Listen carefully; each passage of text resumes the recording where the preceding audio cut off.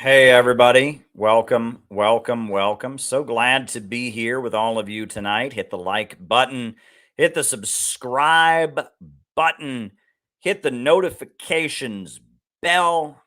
It is the 31st of May, and we are going to have yet another late night conversation. Let's go. The American century. I say that the century on which we are entering can be and must be the century of the common man. A radical redistribution of economic power. I mean, we know that racism is just a byproduct of capitalism. Everything would be all right if everything was put back in the hands of the people. We need a government that will make sure Americans are taken care of and organize the economy to serve the people, not the profits of a wealthy few. We now have the techniques and the resources to get rid of poverty. We got to start getting out there with the people. Get out of the movement and get to the masses. We need a government of action.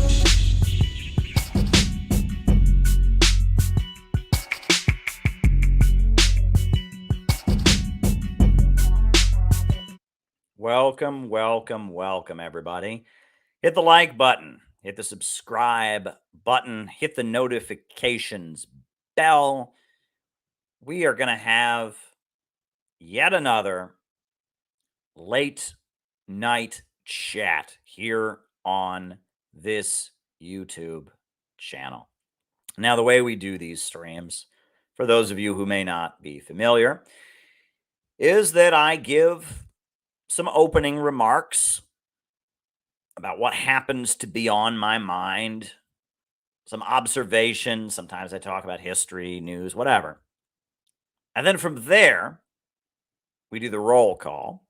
We find out who it is on the other side of the camera who is watching. And then after that, I answer super chat questions for the rest of the night.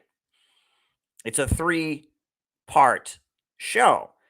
First opening remarks, then the roll call, and then answering super chats. However, we do accept super chats throughout the program. There's no rule that says you have to wait till the second half to send out your super chats. So if there is something you would like me to comment on or react to, send me a super chat and I will go ahead and write it down.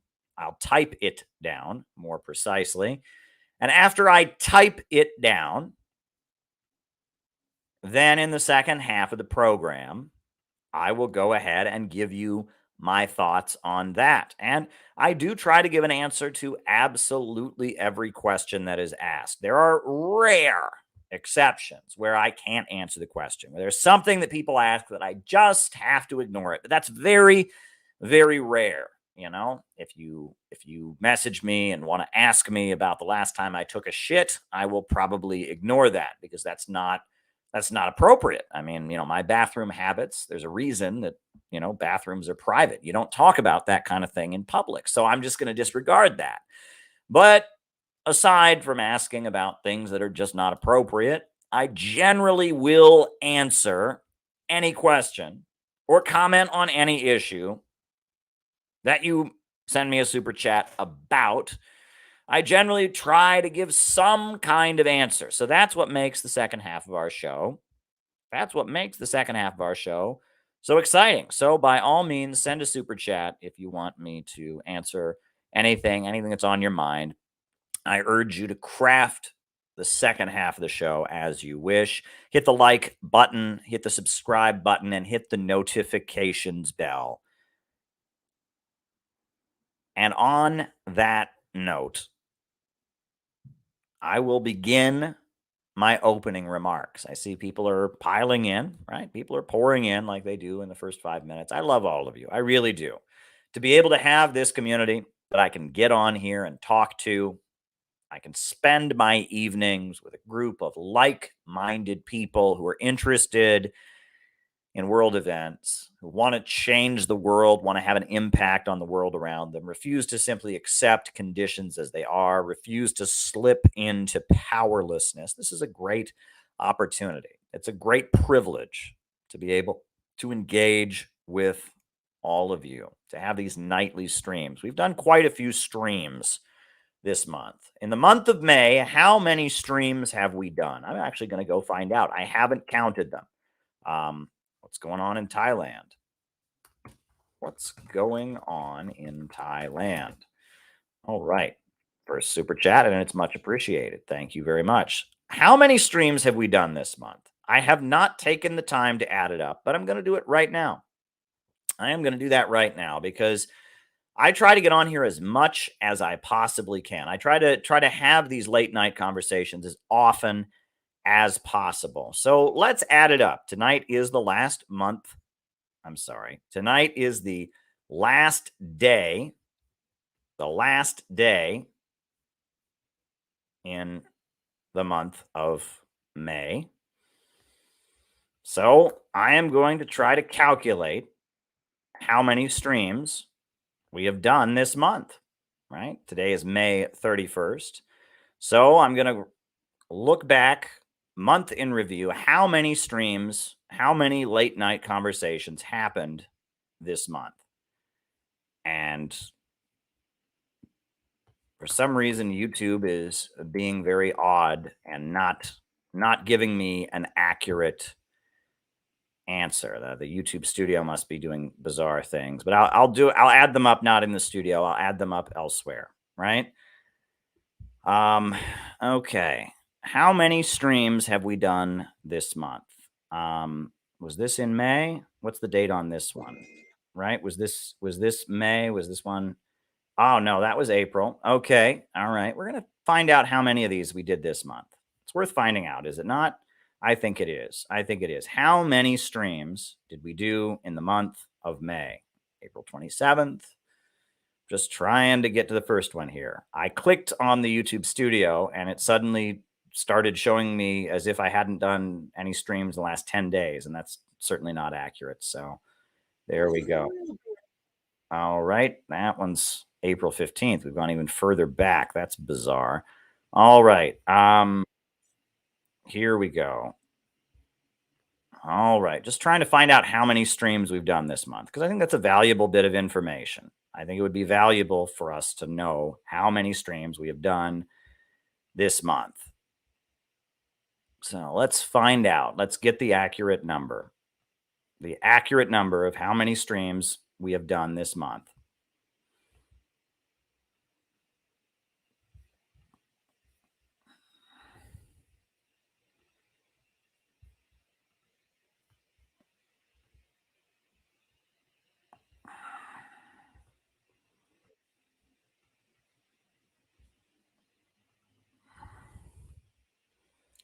How many streams have we done this month? Let's find out. Let's find out. Let's add it up, right? May 1st is International Workers' Day, the communist holiday.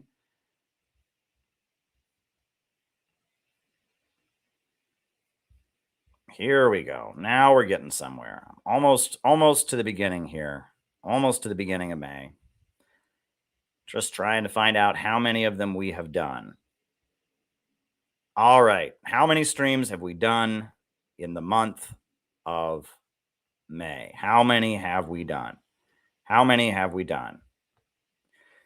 Well, if you don't include the China peace talks, great forum we did with Chris Halali and others, how many have we done? We've done 1, 2, 3, 4, 5, 6, 7, 8, 9, 10, 11, 12, 13, 14, 15, 16, 17, 18. And this is the 19th stream that we have done in the month of May. We have done 19 streams this month. Can you believe it? 19. That is a lot of streams. That is a lot of late night conversation. John McCarthy asks, can you explain to people why, even though we know the election system is rigged and broken, anti-imperialist election campaigns are important organizing tools?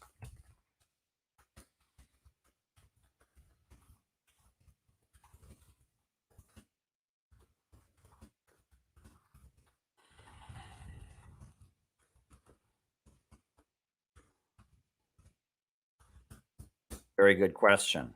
I will definitely get to that in the second half of the program. So we've done 19 of these streams this month. That's pretty good. That's pretty good. 19 streams. This is our 19th stream of the month, and it's the last night of May. 19 streams.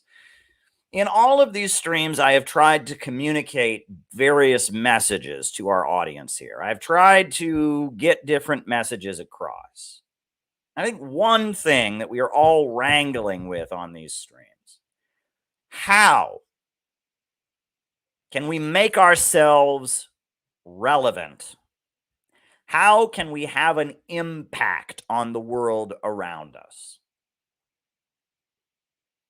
How can we take actions that will change the course of history?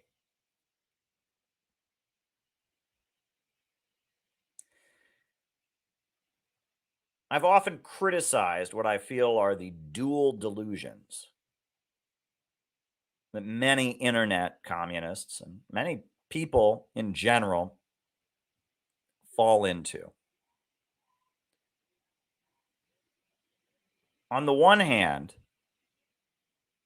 I meet many people that have delusions of grandeur, especially internet communists. They think they're the Bolsheviks.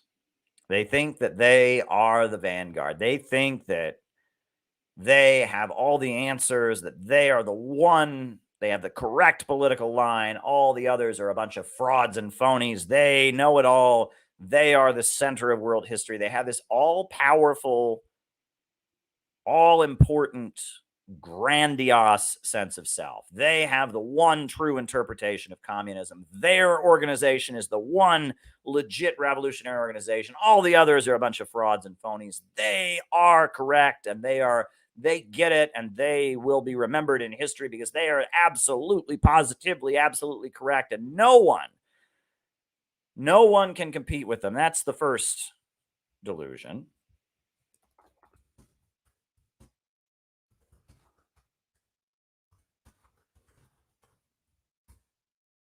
We're glad to have you, Gabby. Second delusion that you get is people saying, oh, there's nothing I can do. Oh, there's nothing we can do. We just have to kind of go along with whatever's trendy. Whatever the woke people are doing, whatever the Democrats are doing, we just have to go along with it because there's nothing we can do. And it's weird that people, I've seen individuals that I know who actually have both of these delusions in their mind at the same time. They think that they are completely 100% correct. Everyone else is a fraud and phony. You know, they're against China. They're against Russia. They're against all the anti-imperialist countries. They're against all the communist groups except for their little communist group. They are it. They know all. They are the most important. They have this sense of grandiousness. And then at the same time, they also have this feeling, oh, there's nothing I can do. There's nothing I can do. Neither of those things are true. And that applies to everyone watching this stream. No one watching this stream is the absolute end-all and be-all, the vanguard, the leader of... I mean, right now, the communist movement in the United States is pretty weak. Let's be honest. There's a lot of anti-imperialist sentiments among the population. But in terms of actual revolutionary organizing, an actual working-class popular power, it's a pretty weak movement. However, this notion that there's nothing that you can do, there's absolutely nothing you can do. It's completely helpless. It's completely hopeless. That's a complete delusion. Also, there's plenty that you can do. People can do very small things that don't require that much effort that are like a shot heard around the world. There are actions one can take that don't seem that dramatic, that don't even take that much effort, that have a dramatic impact, especially if you're living in the United States, the center of the global imperialist empire. What you do is very important. And that these dual delusions that I see among people, on the one hand, there's nothing that they can do. On the other hand, everything that they do is so important. I mean, people going back and forth between them. In a way, you can relate it to Sigmund Freud. and what he talked about the stages of development. A baby thinks it's the most powerful thing in the world because all it has to do is cry in order to get what it wants. And that as we grow up and as we mature, as we go from childhood to adolescence, from adolescence to adulthood, part of what we're all doing is trying to figure out an accurate assessment of our own size and our own abilities and our own impact. What can we do? How big are we? What are we capable of doing? What is it that we can achieve in the world if we strive to do it? What impact can we have? Our actions, what can they achieve? And that's a question that I think all of us wrangle with. What can we actually do to change the world? And if you're someone who has become attracted to communism as an idea, if you're somebody who's angry about the danger of a new world war, if you're someone who's upset about the rising low-wage police state and the attacks on our civil liberties, this has got to be a question that plagues your mind. Because if you fall into the delusion that you know it all, that everyone else is a fraud and phony, that you don't have to learn from anybody else, you don't have to tolerate anyone else's bullshit, you got it all. Or if you fall into the delusion that there's nothing you can do and it's all hopeless, if you fall into either of those delusions, you become paralyzed. Because both of those delusions, the notion that you are so important, that you have all the answers, you don't need to make alliances with other people, you don't need to learn from other people, you don't need to be strategic, you've got it all, that leads to you being isolated and alone and not doing anything. And if you say, oh, there's nothing I can do, all the forces of the world are so much more powerful than me, there is nothing I can do that can possibly have an impact, I just have to sit back and let things happen because there's nothing I can do. If you fall into that delusion, of course, you're also going to be paralyzed. You're not going to do anything.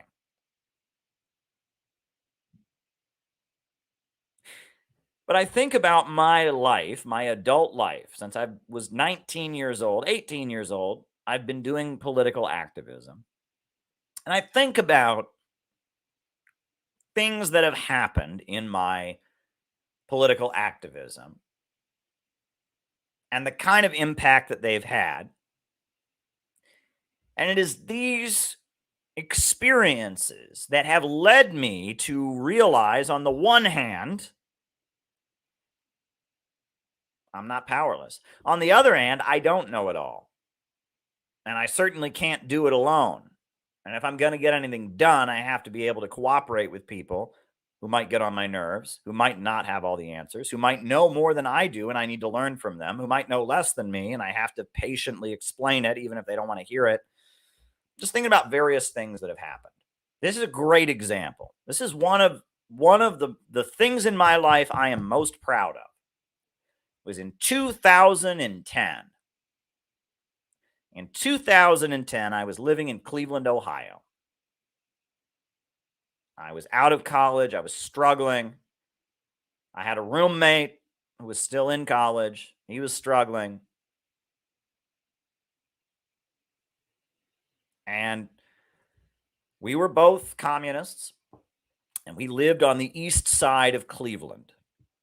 And on the east side of Cleveland, there's a very big high school called Collinwood High School. I don't know if you've ever heard of it. It's a very big high school on the east side of Cleveland. Many thousands of students go there, largely African American.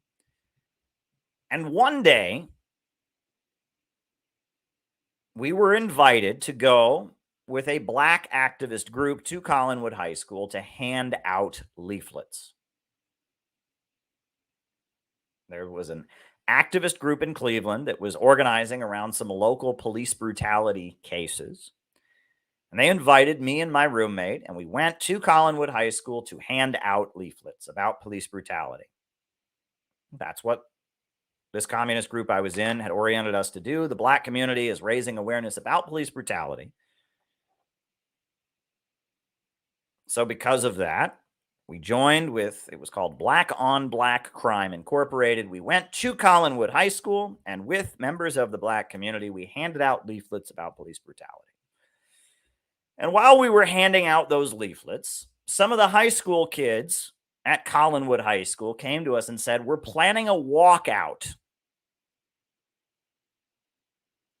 There's going to be a walkout at Collinwood High School in a few days to protest the way they're laying off teachers, the teacher layoffs that are coming for the school district. And some of our teachers are helping us plan. We're going to have a walkout at Collinwood High School. They sent us a Facebook link. There was a Facebook event that was created for this walkout planned at Collinwood High School. We said, okay, sounds good. And so that morning came. My friend and I got up. My friend drank some coffee. I drank some Diet Coke, unnamed diet beverage. It was that morning. We packed up. We were going to go over to the walkout, support the students that had organized this walkout against teacher layoffs. We got in the car, and then I realized I'd forgotten my camera. Back then, you couldn't film things on your phone. I'd forgotten this little camera I had, this little digital camera I had. So we were about to pull out, and I said to my friend, no, I need to go back and get my camera to video it. So I went back inside. I got my camera, got back in the car. We drove over to Collinwood High School. It was kind of a rainy morning. That they were having at Collinwood High School.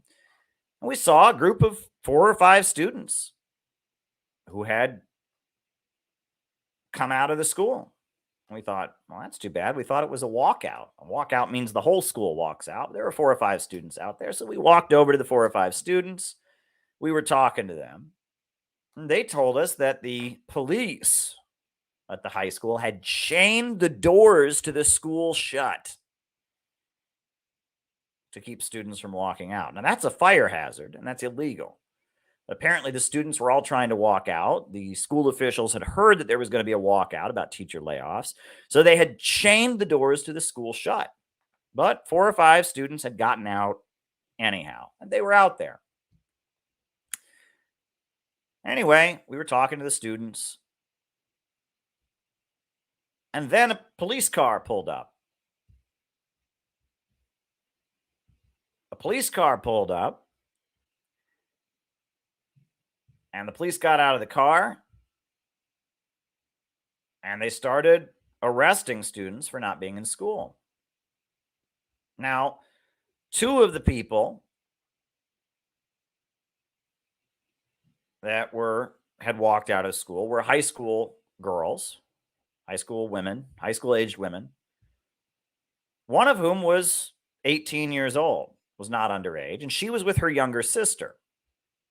And according to Cleveland's truancy laws, one is allowed to leave school if they are accompanied by a member of their family who is 18. So she had walked out of school as an 18-year-old. She had the right to do that under the Cleveland's truancy laws. And number 2, she was with her younger sister, who she had a right to escort out of school as an over 18-year-old member of her own household. So these sisters were in complete compliance with Cleveland's truancy laws. They were in full compliance with Cleveland's laws. She was 18, so she didn't have to be in school. And her sister, she had escorted her sister. So her sister was allowed to be out of school because she was escorted by an older relative. They were in complete and full compliance with the law. But the police didn't bother to ask any questions, grabbed both of them, violently arrested them, and I filmed the whole thing. I filmed the entire thing with my camera. And as we filmed the police violently arresting these 2 young women, it was awful. It was just a really violent altercation. After we filmed that, one of the police officers grabbed one of us and threatened to arrest us. We said, what would you arrest me and my old roommate for doing? And he said, well, you keep this shit downtown. You don't organize protests around here. We hadn't organized the protest. We just heard the kids were walking out of school. Just showed up. Luckily, they didn't arrest us. We got home and we sent that video that I took with my phone. We sent it to all the local news media in Cleveland. It said, look how the police brutalized these high school students. It was a horrendous thing. And the officers were white. The high school students who were being brutalized were black. It was a horrendous video. It was a horrendous thing. So then, a couple days later, the news in Cleveland ran a hit piece on me and tried to say that I had personally organized the protests, which I had not done. I had nothing to do with these protests. I just heard about it from the kids when we were leafleting at the school. I just heard about it. They tried to make it sound like I had gone and organized all these kids to walk out of high school, which I had not done. And it was pretty wild. But then the local alternative paper, Cleveland Scene, interviewed the mother.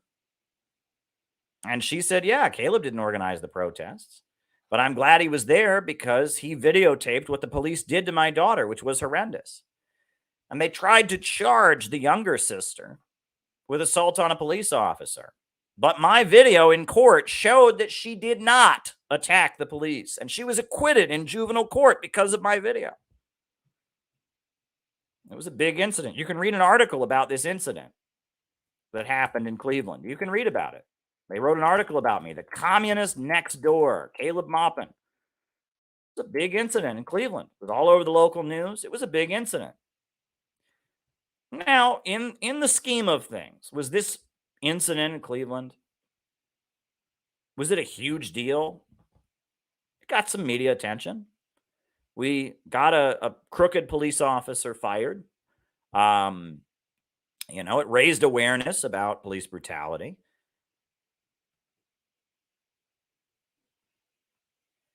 It raised awareness about the low-wage police state. It raised awareness about communists and how they stand for the people against police state repression. Probably laid the basis in some way or other, kind of helped maybe set the tone in a very, very, very small way for what became the issue several years later, which was Black Lives Matter. It was all over the local news. The communists had been involved in this protest, and I'd videotaped it, got a woman acquitted. I think about, what if I hadn't been there? What if me and my friend had decided to stay home that day? Those students still would have walked out of school, and the police still would have arrested them, but we wouldn't have been there to film it. By waking up, by remembering to bring my camera, by going to the protest, we made a huge difference in at least one young woman's life. She was acquitted in juvenile court. She was not sent to jail for assaulting a police officer because I was there to film it. Okay, that's something. And the local news was forced to acknowledge the existence of a communist activist organization in Cleveland. Okay, that's something. The local newspaper ran a somewhat sympathetic piece about me as a communist activist. People became aware that communists are against police brutality, against racism, by not really doing much. By just waking up and going to a protest, a walkout that some students planned at a high school in Cleveland, we ended up having a pretty big impact. That's not saying we didn't do anything. That's not saying we didn't do anything. We certainly achieved something. But is it a huge thing? Do we change the course of human history? Are we the vanguard? Of course not. It was just something we did. By waking up, by going to this walkout, by being there to film the police brutalizing the high school students, we had an impact. And that's significant. That's a significant thing. And I'm glad we did it. And it shows that sometimes just showing up, just going someplace can be very important. I still hear from the family every so often of the daughter who I got acquitted. I became friends with the mother. I became friends with their mother. I went to all their court dates. It was a moment where by doing something, you can have an impact. And we exposed an act of police brutality. My video got a victim of police brutality acquitted in court. It was something, right? And it's like, that's the kind of thing that if you make a decision to enter politics, that's the kind of thing you can do. That's the kind of impact you can have. Another example. This is an example I have talked about before.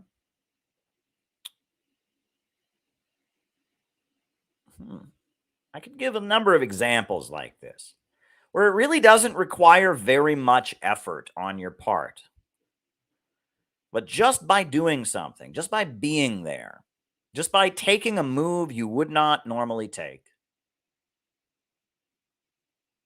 you can have an impact. You can influence things.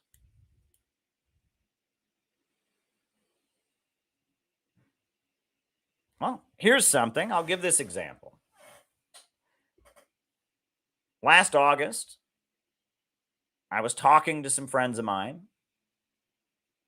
And they suggested that I go and talk to the Unification Church, the Moonies, a religious group in the United States, a very obscure religious group. It's very controversial, but they are very much supportive of negotiating with North Korea. So last August, I showed up on Sunday morning. I walked into Manhattan Family Church, met the pastor, Milhan Stevens, became friendly with him. He is not a communist by any means. He's a conservative. They're a very conservative church. They're against abortion. They're against gay marriage. They're against sex before marriage. They are tied in with the Washington Times newspaper, a deeply conservative, Republican-aligned newspaper in Washington, D.C. But they've done business in North Korea for many years. They ran the North Koreans. They had a partnership with the North Korean state-owned car company for many years. So I showed up and I said, I want peace on the Korean Peninsula. You guys want peace on the Korean Peninsula. Made some friends on a whim, just showed up at a very anti-communist church and decided to say to them, look, this is something we agree on. We both want a better relationship between America and North Korea. So what happened? Last weekend, they called a peace march at the United Nations with their allies. Many different pastors and churches signed on to the New York City Peace March that happened in Dag Hammarskjöld Plaza last weekend. And I heard they were having a peace march, very religious, not political, just a religious peace march they were having. And so I organized, the Center for Political Innovation, we organized a rally in Union Square, a peace rally. Well, we reached out to our friends from the Schiller Institute and our friends from the Rage Against the War Machine Coalition, and we had a good 25, 30 people who convened in Union Square, and we had our own peace rally, and then we marched from Union Square all the way up to the United Nations. We joined their peace rally. That was a big deal. Did it change the course of human history? No. But I got to know Irene, who's the chair of the Delaware Libertarian Party. We got to talk quite a bit. It's a long walk from the UN, from the Union Square up to the UN. We met a FedEx worker who was very supportive, an African-American man who was very supportive, said, fuck Biden, I'm for Trump, and Biden's sending money to Ukraine while this country is falling apart. Screw Biden. That was an awesome conversation. We joined this religious crowd of a couple hundred people that had gathered at the UN and joined with them with their signs calling for unity and reconciliation and peace. We joined with them. We had our big CPI banners. We raised the Uhuru case. We got out hundreds of leaflets about the Uhuru movement and what's going on. We had a big sign, hands off Uhuru, and another sign, peace with Russia and China, no World War III. A lot of our members of the Center for Political Innovation and members of other organizations like the Libertarian Party or the Rage Against the War Machine Coalition or the Schiller Institute came out. And the Unification Church, this religious group, they got to have their kind of religious rally for peace on the Korean Peninsula and for peace with Russia and China and such. And we got to have our rally that was kind of anti-imperialist. And then we marched up to their rally. Did it change the course of human history? No. Was it a big dramatic thing that, that's going to be written about by historians? No. No, not at all. But it was worth doing. It was something that with our resources, we could do. We got banners printed. We got leaflets printed. We brought in friends from out of town. Friends from Boston came in. Friends from DC came in. And we did something. We had an impact. And many people saw us in the streets of New York. And many people have already seen videos of this rally. The Libertarian Party tweeted out on their national account the video of the rally. It meant a lot to people in North Korea that we had this rally with our banner that said, finish what Trump started, peace on the Korean Peninsula. It meant a lot to people in Russia and China that we had this rally calling for peace with Russia and China.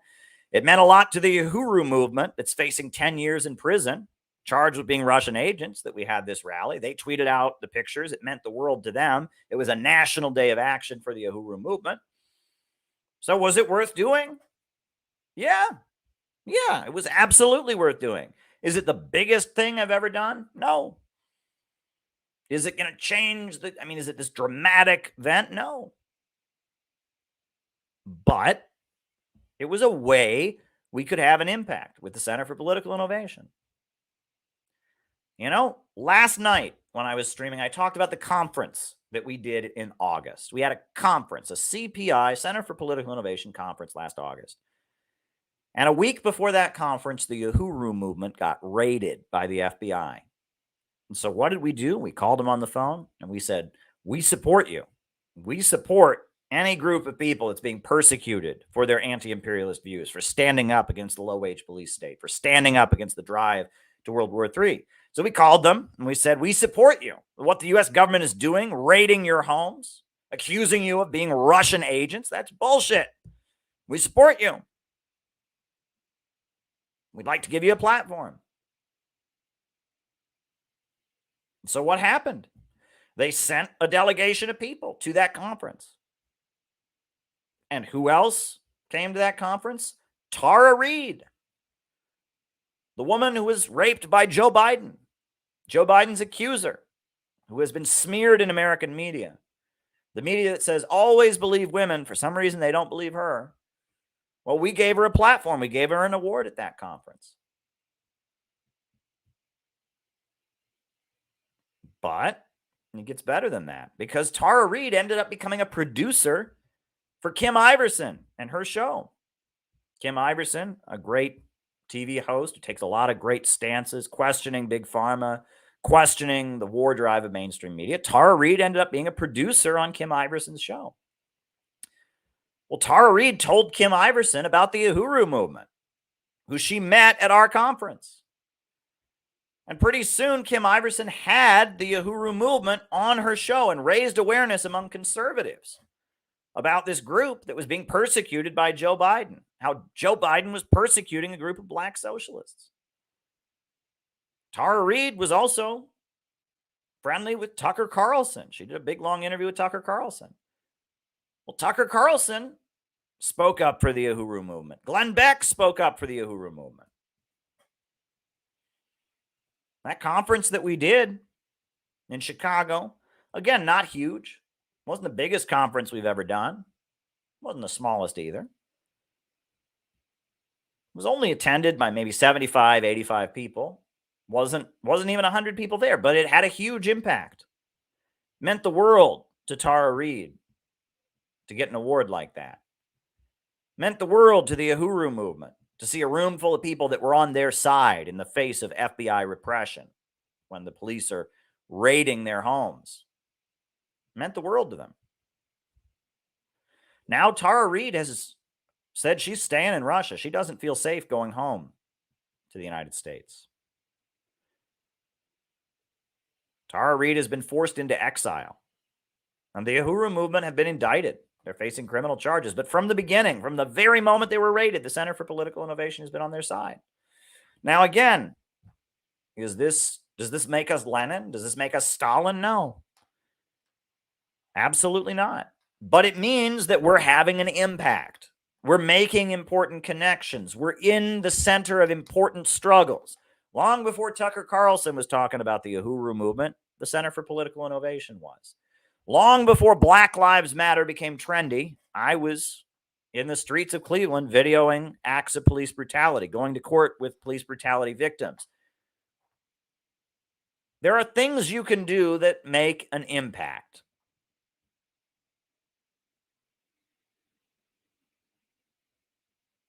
There are things you can do that have an impact. I think about the rally we did this weekend. Was it a huge thing? No. But it meant a lot to the Koreans.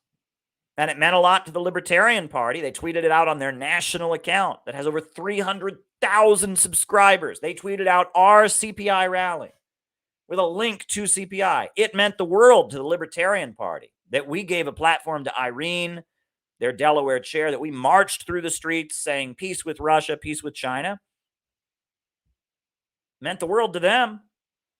Meant the world to the Uhuru movement, that people were marching through the streets of Manhattan with a sign that said, hands off Uhuru. You can bet it meant a lot to the Koreans to know that there were people marching through the streets of New York City with a big banner that said, finish what Trump started, peaceful reunification of the Korean Peninsula. And that we were willing to work with a deeply conservative Korean religious group that doesn't agree with us on practically anything. We were willing to work with them.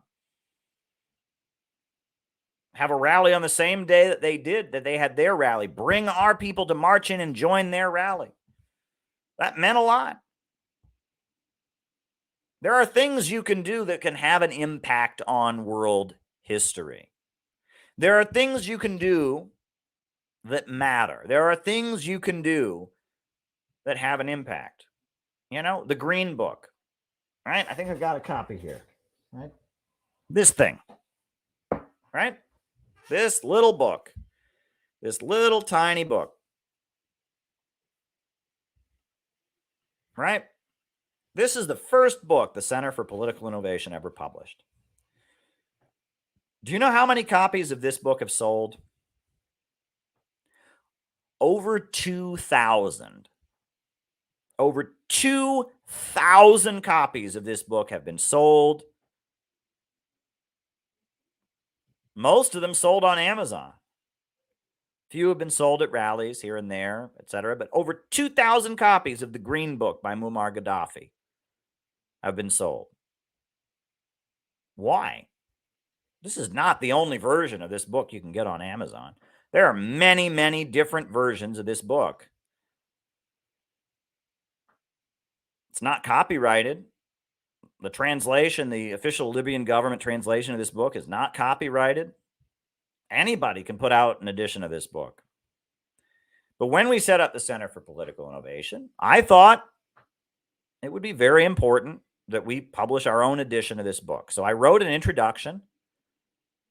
I wrote an introduction to this book about the life of Gaddafi, about the Libyan war, about how the left dropped the ball in protesting the Libyan war. A friend of mine designed a nice cover for me and laid out the pages, uploaded it to Amazon. Every day, at least one copy of this book sells. There is not a day that goes by that people don't buy this, because people are very interested in the history of Libya. And our edition of the Green Book is the top-selling edition and the top-rated edition of the Green Book on Amazon. Why? Because it has page numbers. Most of the editions don't have page numbers. Because it has an introduction, giving proper historical context, explaining who Gaddafi was. And in fact, there have been people who had never heard of the Center for Political Innovation until they bought this book on Amazon, opened it, read the introduction, and contacted me. In fact, that's actually, if you watch, there's a brilliant Canadian anti-imperialist organizer named Mila. I don't know. I don't want to say her last name wrong. Mila, she does anti-imperialist stuff. When I went on her podcast with her and Alex Rubinstein, she said that's how she first heard of our work and our organization. Was she bought the Green Book. She wanted to read Gaddafi's Green Book, and the edition of it, the best version of it that she could find, was put out by the Center for Political Innovation with an introduction written by myself. She heard about us. That's big. It didn't cost us 1 penny to publish this book. Did you know this? Not 1 penny. The guy who made the copy for me, the cover, he did it for free. I had a friend proofread the introduction himself, the layout. I mean, it didn't cost us a single penny to put this book out. And honestly, we could have done a better job with it. The text is a little bit small, I think. There's 1 or 2 little typos in the introduction. But overall, it didn't cost us a single penny to put this book out. It cost me the time of writing the intro. It cost me the time of having a friend design the cover and lay out the pages, which wasn't very time consuming. But this little book has had a huge impact. And it continues. It's like a gift that keeps on giving. Every day, another person buys this and learns the truth about Libya and the achievements of Gaddafi. Publishing this little tiny book had a huge impact. There are people who have sold this book in their neighborhoods. Did you know this? There were people in Texas, people in different parts of the country who bought stacks of this book and walked up and down the streets of their neighborhoods, knocking on doors and selling it. And people bought it. And you would think, why would people be interested in the Green Book? Right? You'd think, wouldn't you want to be selling them a book about elections in America? Well, actually, a lot of people are very interested because they know the American government lies about wars. And they know that Barack Obama ran as a peace candidate and ended up expanding the war state. There were some smarmy, snobby people from the Communist Party who attacked the CPI for putting this book out. Oh, why would anyone in America care about the Green Book? You'd be surprised. We were selling this at the Rage Against the War Machine rally. We were selling this on the subways of New York City. Many people bought the Green Book. Many working class people bought it. Many African Americans bought it. Many white people bought it. This book actually means a lot to people. And every day, another copy of it sells. Like I said, there's well over 2,000 copies of this book have sold. And it took very minimal effort on our part, but it had a really big impact. The fact that we put out this little green book, that we decided that somebody needed to talk about the horrendous crime that was committed when the United States invaded Libya and toppled Gaddafi. We put out this book. This book has had a huge impact. This book, it made a ripple. It made a ripple. This is a big deal, this book. It's a really big deal that we published the Green Book. That shows you, again, there are things one can do that can have an impact. Here's another thing that we did. Rage Against the War Machine happened. February 19th, a lot of different forces, Tulsi Gabbard, Kim Iverson, Jimmy Dore, a lot of big folks were having an anti-war rally in Washington, D.C. Well, we at the Center for Political Innovation, we approached Nick Brana of the People's Party. We said we'd like to become official sponsors of the rally. And so we did. We became an official sponsor, and our logo was on there. We became official sponsors. We used our money, our resources as CPI to become official sponsors of the rally. But we saw there was a lot of controversy in the lead up to the rally because Scott Ritter, who's a great anti-imperialist voice, a former UN weapons inspector, he wasn't going to be able to speak. He was getting canceled and social media was going after him, making a drama. Well, we had the idea We had some dues money from CPI. We had some donors. We said, why don't we have a reception after the Rage Against the War Machine rally for Scott Ritter? Why don't we, since he's not going to be speaking at the main rally, why don't we have a rally, a reception afterwards? So we rented a hotel conference room close by where the rally ended. We sent people to the rally with leaflets. The room held 100 people, but we were well over that. I think I've got the video file here. Do I have the video here? I think I have the video of what happened. No, I don't. I don't have the video here. But I can get you the video. I'll show you what happened. All we did, we dropped like $1,000 to rent a hotel conference room. We made a leaflet that we were going to have a conference, right? Not a huge thing. And I'll show you what happened. I'll show you what that room looked like.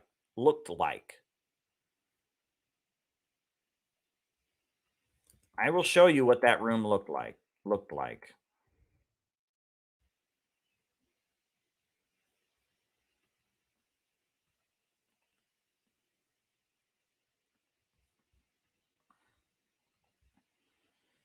This is what the room looked like after the Rage Against the War Machine rally in Washington, D.C. All we did, we got a conference room. We got some food. We reached out to Scott Ritter, said, hey, I know you're not going to be able to speak at the actual rally, but we want to give you a platform. And this is what happened. This is what the room looked like.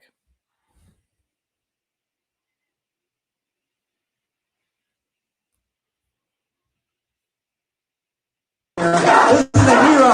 This is a hero right here.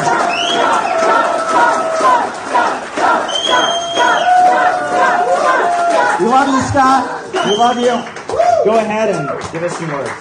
Thank you. Well, thank you very much. To be honest, I thought I was just coming here to a reception to say hi to people, and speaking is hopefully it's a bonus. Listening. First of all, thank you. Yeah, look at that room. A hero right here.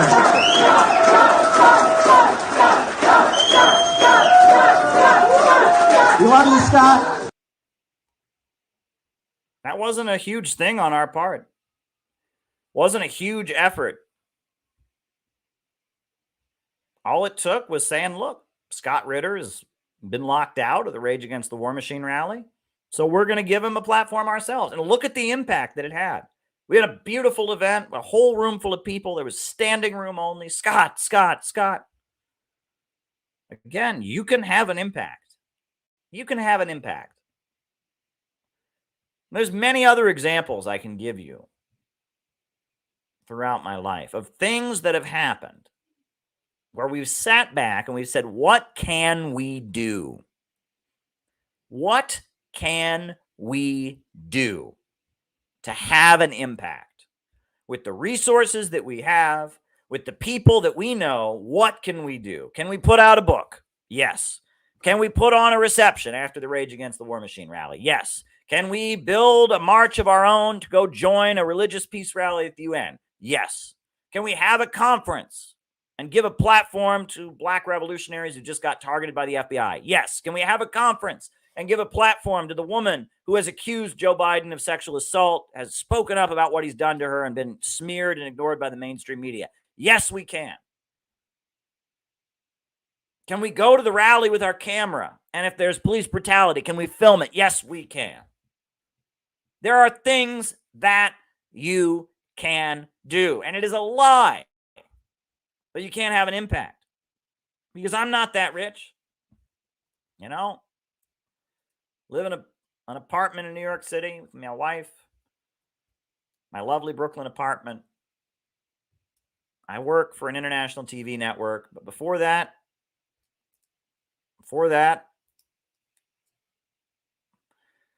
worked at an insurance company.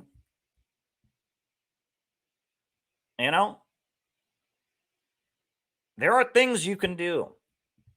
This idea that you can't do anything, this idea that there's nothing you can do, that's bullshit. However, in order to do things, you have to be realistic. You have to aim for things that are actually within your grasp. You have to set achievable goals. You have to actually be able to envision actual things that you can do. You have to look before you leap.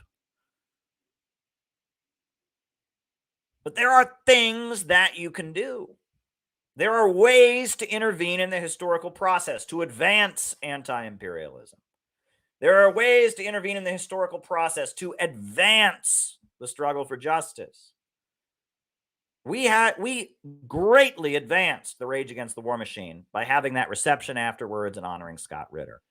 That made a big deal. That made a big impact. It meant the world to Scott. And now Lori Spencer and Tyler McConnell, they have a regular podcast, Strange Bedfellows, on Scott Ritter and the U.S. Tour of Duty YouTube channel.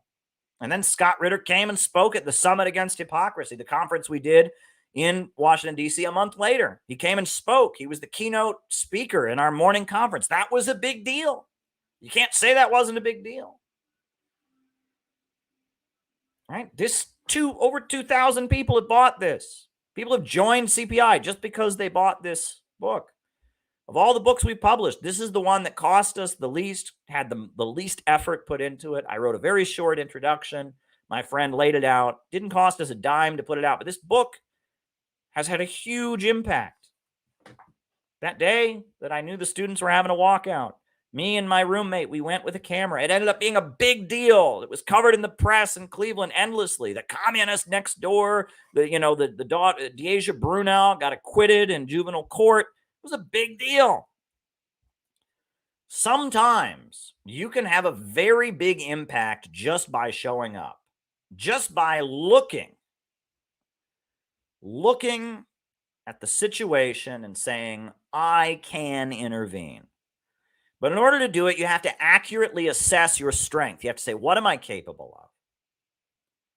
And you have to figure out who your friends are. You can't do it alone.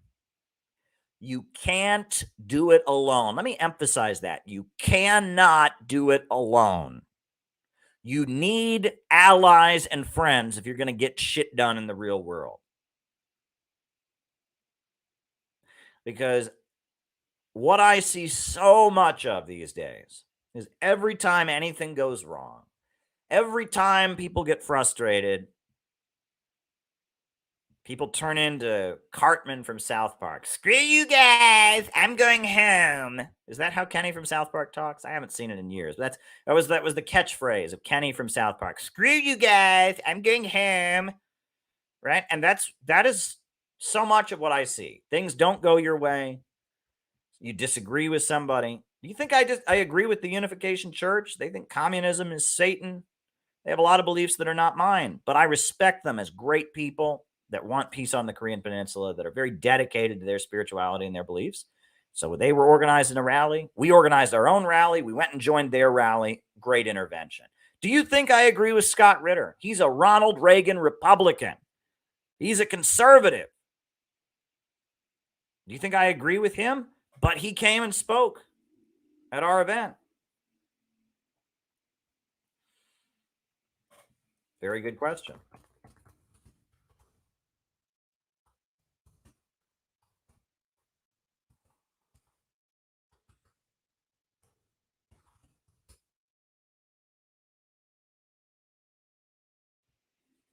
It's Cartman.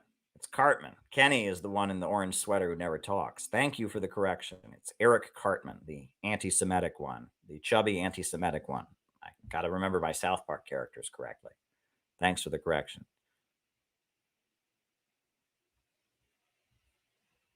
But this is a big problem that I see, is that people don't realize that to get shit done in the real world, you have to get along with people.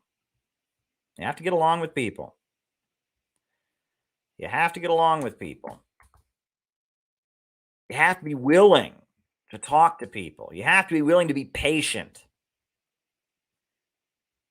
You have to seize any opportunity that comes along. You have to love what you're doing. You have to be interested. You have to have a desire to really connect with other people. You have to have a constant thought. What can I do? What can I do to advance the struggle for justice? And you have to be part of a group. You have to have people that you're on good terms with. You have to be willing to put up with people's bullshit sometimes. You think I agree with the Libertarian Party?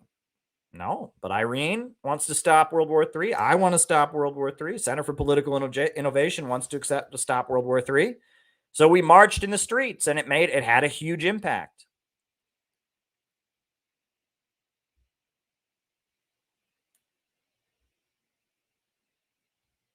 You have to have people to work with, and you have to find common ground.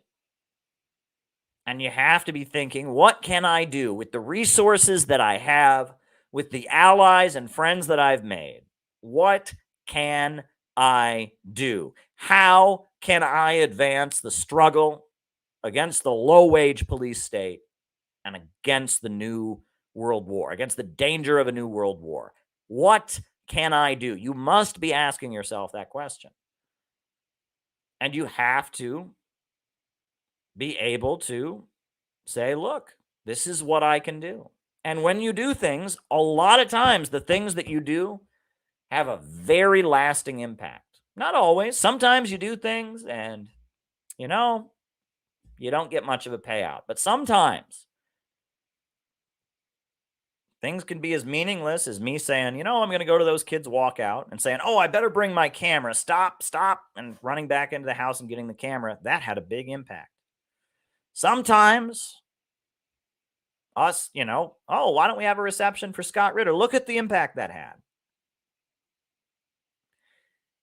Why don't we publish the Green Book? Look at the impact that had. There are things that we have done. Why don't we have a conference in Chicago? This group just got raided by the FBI. Okay, let's have them speak. Sometimes there are things you can do that seem small, that seem insignificant. But because of the balance of forces and because we come at it armed with an ideological understanding, because we come at it with our understanding of U.S. imperialism and the crisis of overproduction and the falling rate of profit and the breakdown of the capitalist system and the rise of Russia and China and the drive toward war, because we have that understanding, when we do something small, something that just seems like, hey, this group just got raided by the FBI. We're having a conference, so we'll invite them there. Seems like common sense to us, but it's a really big deal. Hey, we're starting to print books. Libya was much better before the USA toppled and overthrew the government. Maybe we ought to print the Green Book. Seems like common sense. Seems like not a big deal. Didn't cost us a penny, but look at the impact it had. Scott Ritter. We love Scott Ritter. He's a great anti-imperialist voice, but he's been pushed out of the rally, the Rage Against the War Machine rally. Well, why don't we have a reception for him? Again, doesn't seem like a big deal. Seems pretty common sense. Why wouldn't we do that? But it has a big impact.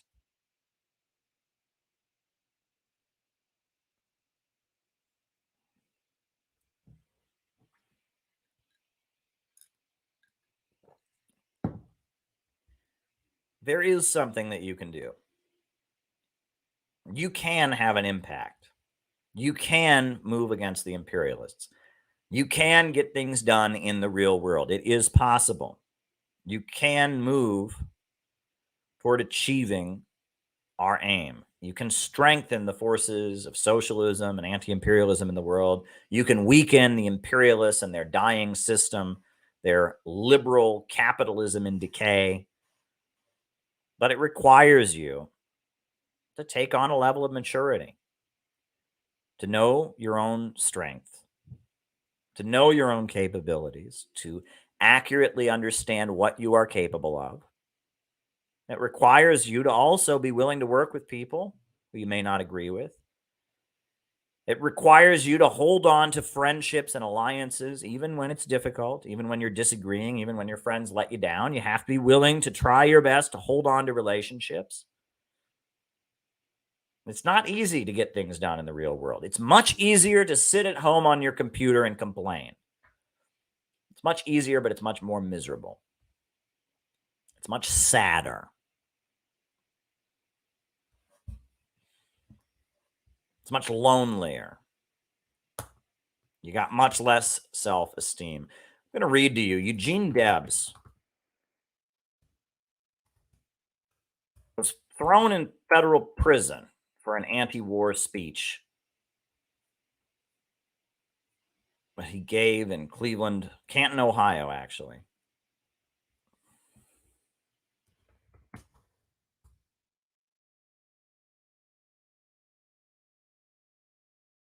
It's a long speech that he gave about why to oppose World War I, about why World War I was a boss's war that the working class shouldn't fight in. Well, there's one section of that speech. It's very beautiful. I'm going to read it to you. This is from Eugene Debs. These are 2 paragraphs from the speech that landed Eugene Debs in federal prison. Socialists don't talk this way anymore. These are the 2 paragraphs. These are 2 paragraphs from Eugene Debs' famous anti-war speech that spoke to me. He said, "You need to know that it is your duty to rise above the animal plane of existence. You need to know that it is for you to know something about literature and science and art. You need to know that you are verging on the edge of a great new world. You need to get in touch with your comrades and fellow workers and become conscious of your interests, your powers, and your possibilities as a class. You need to know that you are the great majority of mankind. You need to know that as long as you are ignorant, as long as you are indifferent, as long as you are apathetic, unorganized, and content, you will remain exactly as you are. You will be exploited, you will be degraded, and you will have to beg for a job. You will get just enough for your slavish toil to keep working you in working order, and you will be looked down upon with scorn and contempt by the very parasites that live and luxuriate off your sweat and unpaid labor. But if you would be respected, you must begin by respecting yourself. Stand up squarely and look yourself in the face and see a man. Do not allow yourself to fall into the predicament of the poor fellow who, after he had heard a socialist speech, concluded that he ought to be a socialist. The argument he heard was unanswerable. Yes, he said to himself, all that the speaker said was true, and I ought to join the Socialist Party. But after a while, he allowed his ardor to cool, and he soberly concluded that by joining the party, he might anger his boss. He might lose his job. So he then concluded, I can't take that chance. And that night he slept alone. There was something on his conscience, and it resulted in a dreadful dream. Men always have such dreams when they betray themselves. But a socialist is free to go to bed with a clear conscience. He goes to sleep with his manhood, and he awakens and walks forth in the morning with self-respect. He is unafraid, and he can look the whole world in the face without a tremor or a blush. That's Eugene Debs. That is Eugene Debs talking about how we're not in this to degrade ourselves. We're not in this because we hate ourselves. We're not in this out of self-contempt. But when you actually enter the struggle for justice, it transforms you.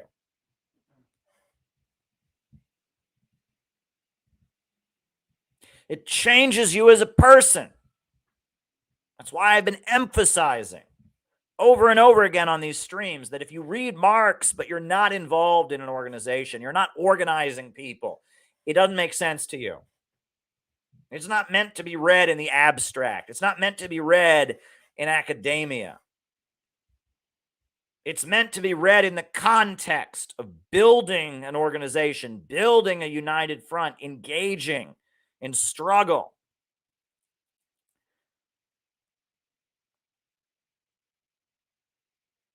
And the reason I keep doing this, despite so many setbacks and so many disappointments, despite so many people urging me to shut up, the reason I keep doing these streams is because this is the only thing that keeps me going. This is who I am. It wasn't for communism and socialism. It wasn't for the people who pushed me. That's right, they pushed me to go out and sell newspapers. They pushed me to go out on the street and talk to people. They pushed me to work harder, to build connections with people. If it wasn't for the people that taught me to organize, taught me to put up posters, taught me to sell newspapers on the street, taught me to hand out leaflets, taught me to walk up to people I don't know and engage with them about politics. If it wasn't for the people that pushed me to do things I did not believe I was capable of doing, I would never be anywhere close to where I am now. Everything I have, I owe to this movement. I owe to those who pushed me and helped me and built me up and sometimes tore me down. But then they built me up again. Struggle transforms you. Struggle builds you as a person. Struggle teaches you.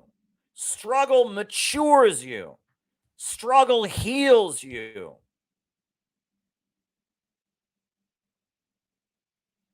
And giving yourself to this movement, giving yourself to the struggle, allowing yourself to push back against all the things in the world that you hate, allowing yourself not to simply be rolled over, allowing yourself to feel that you have made the world better as a result of your actions. This is a transformative experience. And it is that has saved my life and saved the life of so many other people.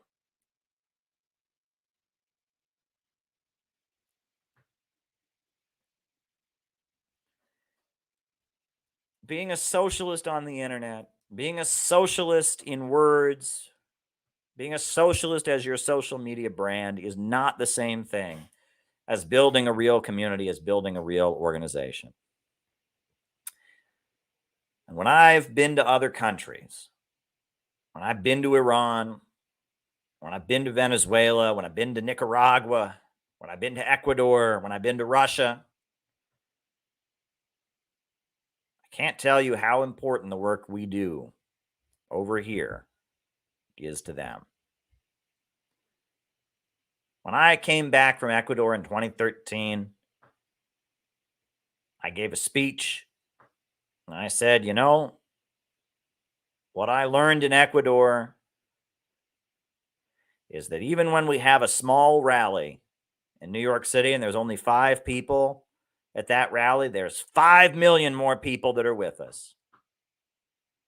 I learned that this movement, the movement to raise countries out of poverty, the movement to reject fascism and war and the low-wage police state.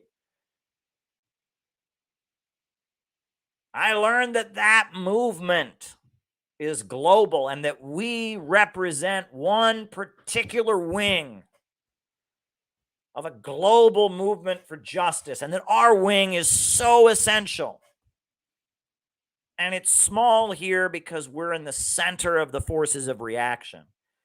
But because it's small here, the actions that we take are hugely impactful and important. And that if you want to feel good about yourself, if you want to feel proud of yourself, if you want to feel like you belong, you need to be part of it.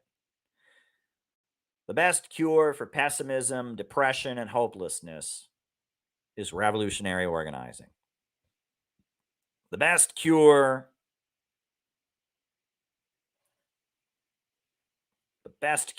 for the disease that infects so many people in this country is revolutionary organizing. The best cure for not knowing who you are as a person is revolutionary organizing. They can try to sell you all the pills in the world and get you addicted to all the pills in the world, but if you want to learn to love yourself, if you want to learn to have better relationships with people, you need to get involved in the struggle. You need to get involved in the struggle for justice. You need to learn how to be in the streets. You need to learn how to do outreach. You need to learn how to join a community. You need to become a member of the Center for Political Innovation. You need to help us build, and you need to feel like you've had an impact. It's not enough to know the truth. It's not enough to know the truth. If you know the truth, but you don't do anything about it, it's going to eat you alive. It is going to eat you alive. You're going to be just like that man Eugene Debs talked about. But if you can know the truth and feel like you've done something about it, and join a community of people who've done something about it, you can have self-esteem. You can feel proud of yourself. You can look yourself in the face and see a man or a woman. You can have dignity. You can have respect. You can love who you are. And you'll understand the world more in the process. Your understanding of the world will mature as a result of it. I can tell you that much. So, long live the great unity of the people of the world. Long live the great unity of the people of the world. Long live the great unity of the people of the world. And I think I will end my opening remarks tonight by reciting the Center for Political Innovation Pledge of Unity. This is the Pledge of Unity that we do at the beginning of all of our meetings. Every CPI meeting begins with the Pledge of Unity. Every CPI meeting, there's not a meeting we do. Every Saturday Zoom call, every conference begins with the Pledge of Unity. So I am going to recite the Pledge of Unity because it's very important, because the Pledge of Unity was written for the World Youth Festivals, the World Festival of Youth and Students. After the Second World War, the Soviet Union brought together young people from all over the world to oppose fascism and to oppose imperialism and to have global festivals to create international understanding. This was the pledge they created. We took the word youth out and made it a pledge for people of all ages. And it's become our official Pledge of Unity at the Center for Political Innovation. So I'm just going to recite the Pledge of Unity. These are the words we live by. We pledge that we shall remember this unity, forged at the end of the Second World War, not only today, not only this week, this year, but always, until we have built the world we have dreamed of and fought for. We pledge ourselves to build the unity of the people of the world, all races, all colors, all nationalities, all beliefs, to eliminate all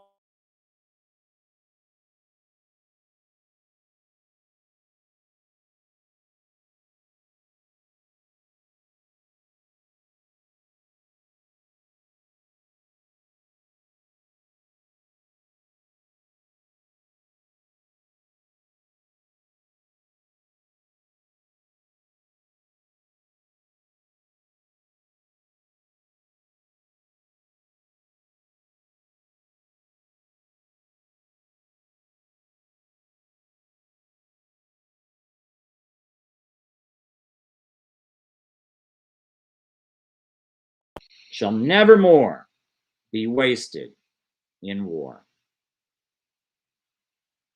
That is the Center for Political Innovation's Pledge of Unity. That is the Pledge of Unity that we begin all of our meetings with. All of our meetings begin with the official Center for Political Innovation Pledge of Unity. And that's how we do it. And that pledge is very important if you want to understand what we're about. It's a very important pledge that we do.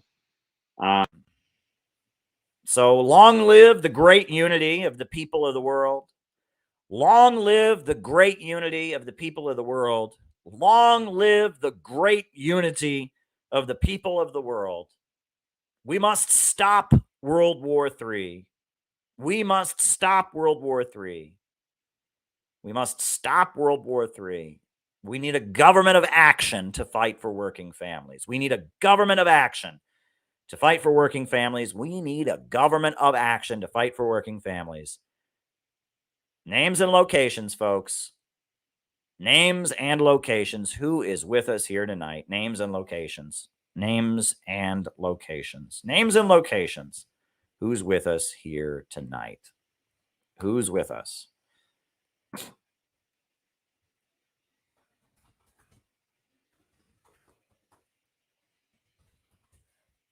Names and locations. We got Id in Los Angeles. We got Killian in Milwaukee. We got Lawrence Johnson. We got Gilgosh from DC. We got Temple City, California. There we go. We got Zach Brunch in Richmond, Virginia. St. David's, Bermuda. Colin in Greensboro. Zach in Seattle. We got Steve in Boston and Lori in Oklahoma. Shout out to you, Lori. Jacob from Monroe, Louisiana. Gabby in Chicago. Heidi in Edinburgh, Scotland. Athens, Greece. Panos. Zephyr from Eugene, Oregon. Chester, England. Jamie in St. Paul, Minnesota. Mike in North Carolina. San Diego County. Steve and Ann in Georgia. Edward from Kentucky. Joseph from Georgia. Seneca, South Carolina. Jonathan Mahari in Stockholm, Sweden. Palo Alto, California. Anthony in Detroit. Dustin in Cleveland. Ellie in Chicago. Carolyn and Dario from Brooklyn. Mariah from North Carolina. Bob Troy in New York. Molly McGuire in Orange County.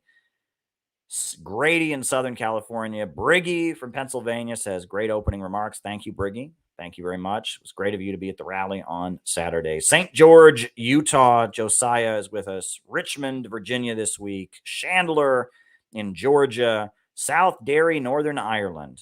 Very, very good. Very, very good. Patch in Arizona is with us. Yes, I'm trying to find us, trying to find a version of a song that I once heard that was written by a communist, that would be very appropriate in light of the remarks that I just heard. But I'm trying to find a version of it I can play on here, but I'm not seeming to find it. I think I might be able to play this version. Yeah, I think I can do this. I think this one will work. Okay. I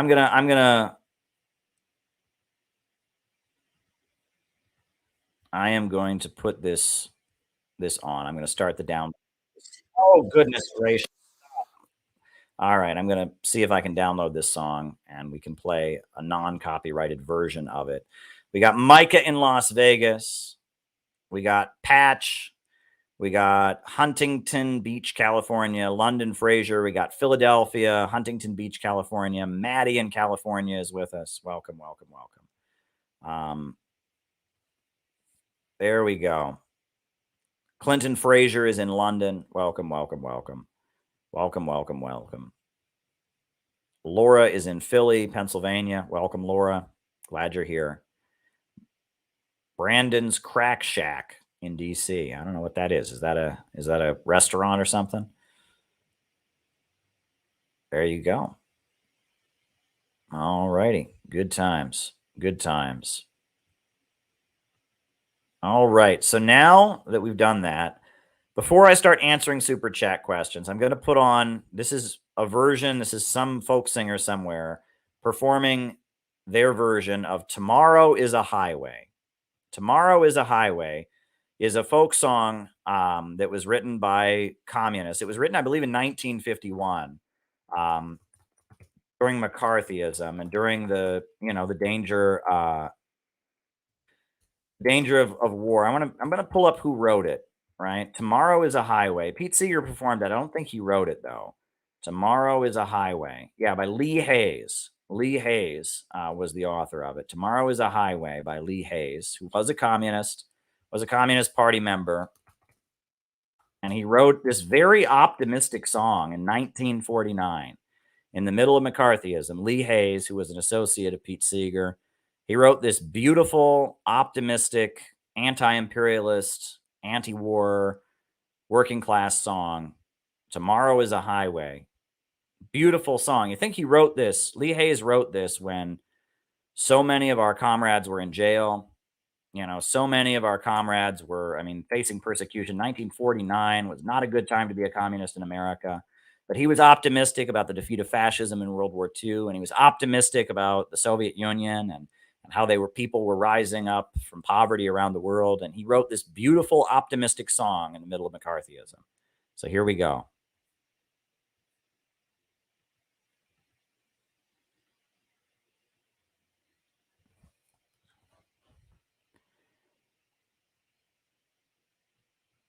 All right.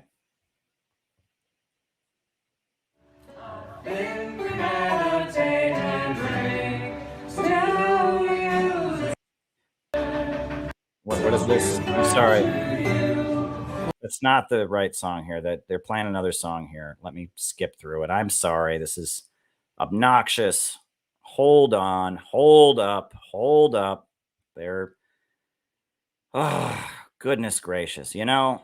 I try to find another version of this song to play, and let me find out where it starts. Where does it start? Okay. All right.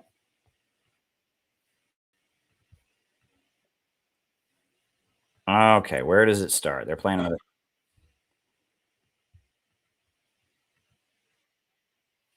Okay, here we go. I'm great. I'll start it at this part. Sorry about that, man. Technical difficulties. That's how you can know I'm not like overproduced, right? I'm not some overproduced fraud, right? Because I just randomly decided to play this song on a whim. So here we go.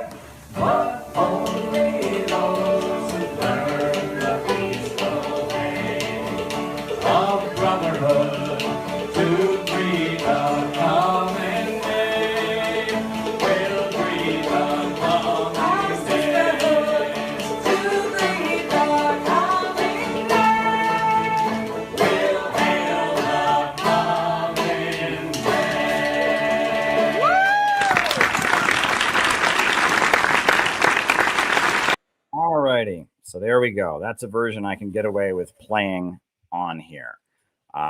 So there we go. Let's see. Maybe there's another version. I can't play the original version on here because then I'll get hit with copyright problems. But maybe I can get away with playing this version. Let me see. Let me see. I might be able to get away with this. No. There's not many versions of this song out there except for the Pete Seeger one, which is, copyrighted and I'll have a big problem with. So anyway, folks, I'm going to start answering super chat questions now. I got 4 of them here so far, 4 questions to answer. But I have been making this appeal on the latest streams, which is that if you send a super chat, you are very much having an impact on these streams. By sending a super chat, you have the ability to make the show go however you want. You have the ability with your super chat to craft the conversation, to insert your thoughts into the conversation, to make the show go however you want it to go. So I would encourage you to send a super chat because that gives you the ability to make this show go however you want. Most people who watch this show watch it the day after, watch it after it's already happened. But you who are watching this live, you have the ability to impact the way this show goes with your super chat questions. So my request would be that you send a super chat, get me talking about something that is important to you. And that way, you can have an impact on these conversations. So, all right, folks, I'm going to start answering super chats. If there's anything you'd like me to talk about, send me a super chat. I got 4 of them here to answer. First one is, what is going on in Thailand? And that's from Johnny Blaze. And I'll be honest, I don't know what's going on in Thailand, but we're going to find out. What is the latest headline about Thailand? I could just say, I don't know, Johnny. But I feel like, since you are one of the only people who sent a super chat, so what do I see here? I typed Thailand into Google News. Thai election upstart vows to be different. Authorities in Thailand seize more than a ton of crystal methamphetamine bound for Australia. Rubber deal set to boost Thai firms. Americans living in Thailand threaten to shoot dismember North Carolina senators. I don't know what's going on. China's Great Wall Motors plans electric battery assembly research in Thailand. Are you referring to a specific political crisis, Johnny? Is there a specific political crisis you're referring to? Look, I know that region, China has a lot of influence, and the United States can't stand it. And if you look at what's gone on in Myanmar, if you look what's gone on elsewhere, it's very clear that the United States is trying to roll back China's influence in that part of the world. So I would assume that whatever you're referring to would be political intrigue related to those events, Johnny. That's the answer. Are any CPI allied orgs in Europe, especially Nordics?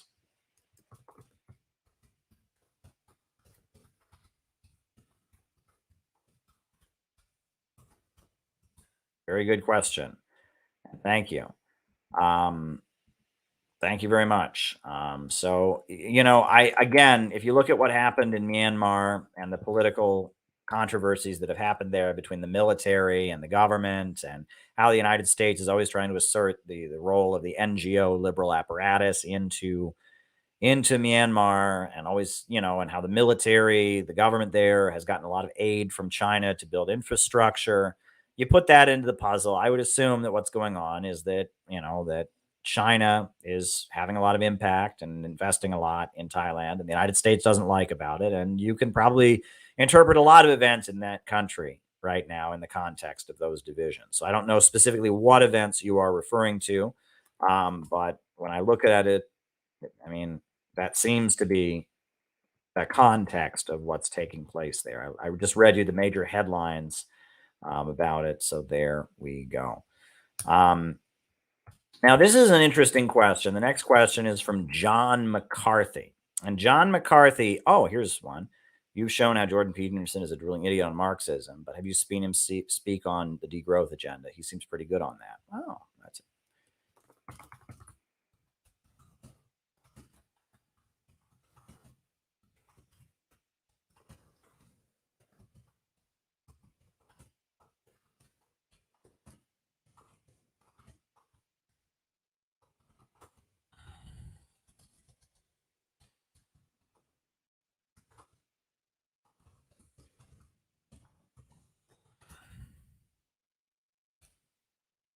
So there we go. Thank you very much. I will definitely speak on that. So this question is, what anti-imperialist election campaigns from John McCarthy, why are they so important organizing tools, even though we know that the election system is rigged and broken? I'll just speak on this. I feel like speaking on this because this is a really good question. And I thank you for that, John, because lately I've seen a lot of drama related to RFK's campaign. And let me emphasize, CPI does not endorse any candidate for office. We are not a political party. We are not a political action committee. We are not a pre-party formation. We are an educational organization. So we do not endorse any candidate. That said, my view is that all dissident candidates and their campaigns should be viewed as a great opportunity for recruitment.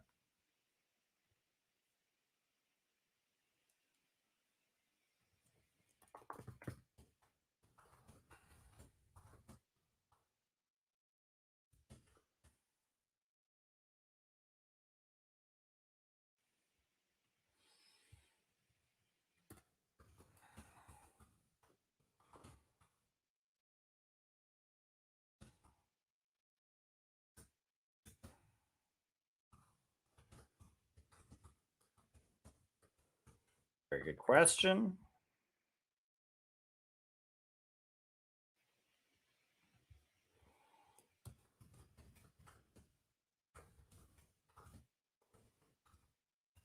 Also a very good question. All right. Look, RFK. I'll just start with RFK. Oh, here's one.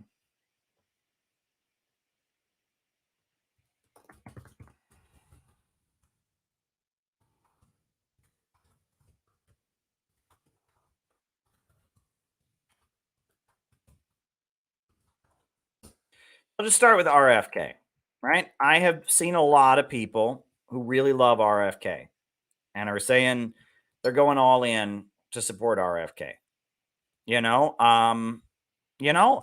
look, I mean, you have the right to do that, and he says a lot of good things, and he's questioned Big Pharma, and he's questioning the war drive. So you have the right to do that. And then I've seen a lot of people also who have gone on against RFK, and they pointed out some of the promotion of kind of radical environmentalism that he's done in the past, and some of the anti-China things he said, how he supported Roger Waters, then backed away from him. And they've said, oh, screw RFK, blah, blah, blah, blah, blah. Here's the thing. This is what I think is that right now, in the period that we're living in, every person who joins the struggle for anti-imperialism is gold. Every person who would go and build something like the Rage Against the War Machine rally is gold. Every person who would build conferences like we built, the one with Tara Reid and the Uhuru movement, is gold. My whole opening remarks are about how we need to get people into the struggle. We need to engage people. We need to build our community. Right? Any opening we can find is gold. RFK's campaign, regardless of whether or not RFK is the best guy, is going to attract people who want to stop the wars. It's going to attract people who are critical of Big Pharma, who are critical of tech censorship. It's going to attract people like that. And I think that if we just denounce straight up people like RFK, if we just spit on them and say, oh, they're no good, we lose access to those people. It's not about RFK winning or losing, especially for us, because we can't endorse any candidate. It's about the fact that people are supporting him for good reasons. That's why. People are supporting RFK for good reasons. And we want to talk to those people and bring them in to the Center for Political Innovation, bring them in to Rage Against the War Machine. So if there's an RFK meetup in your area, go to it and bring this or bring other literature and go to it and make friends and meet some people. It's a really important, anybody who can do the kind of work that we're doing is gold right now. Anybody who would march in the streets of New York City with a banner that said, finish what Trump started, peace on the Korean Peninsula. Anyone who would march against Big Pharma. anyone who would march against the danger of war, the danger of the low wage police state, anybody who would be part of the emerging opposition movement we desperately need is gold. It's absolutely gold. And RFK is going to attract good people. People are going to be attracted to RFK for good reasons, right? People aren't going to be attracted to RFK because they're radical environmentalists and degrowthers. He may have been that at one point. That's not why people are supporting him. People are not attracted to RFK because they want World War III against Russia. He may not be so good on China or whatever, but people are attracted to him for good reasons. So come, if there's a meetup for RFK, go to it. Same goes for Marianne Williamson.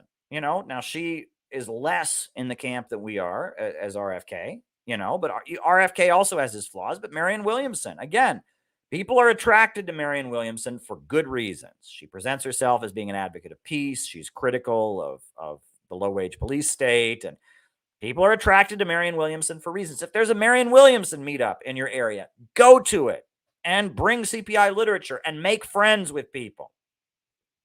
And honestly, as Trump's campaign gets going, same thing. People are going to be voting for Donald Trump because he says, I want people to stop dying in Ukraine because they're critical of the police state. They don't like, tech censorship and social media manipulation. Go to a Trump meetup and make friends. We need people right now. It is urgent, the urgent need for a mass movement to stop the danger of World War III, to stop the march toward fascism and war and the low-wage police state and rounding up the Uhuru movement and driving Tara Reade out of the country. It is urgent that we build and recruit and win more people right now. It is urgent. It is absolutely urgent.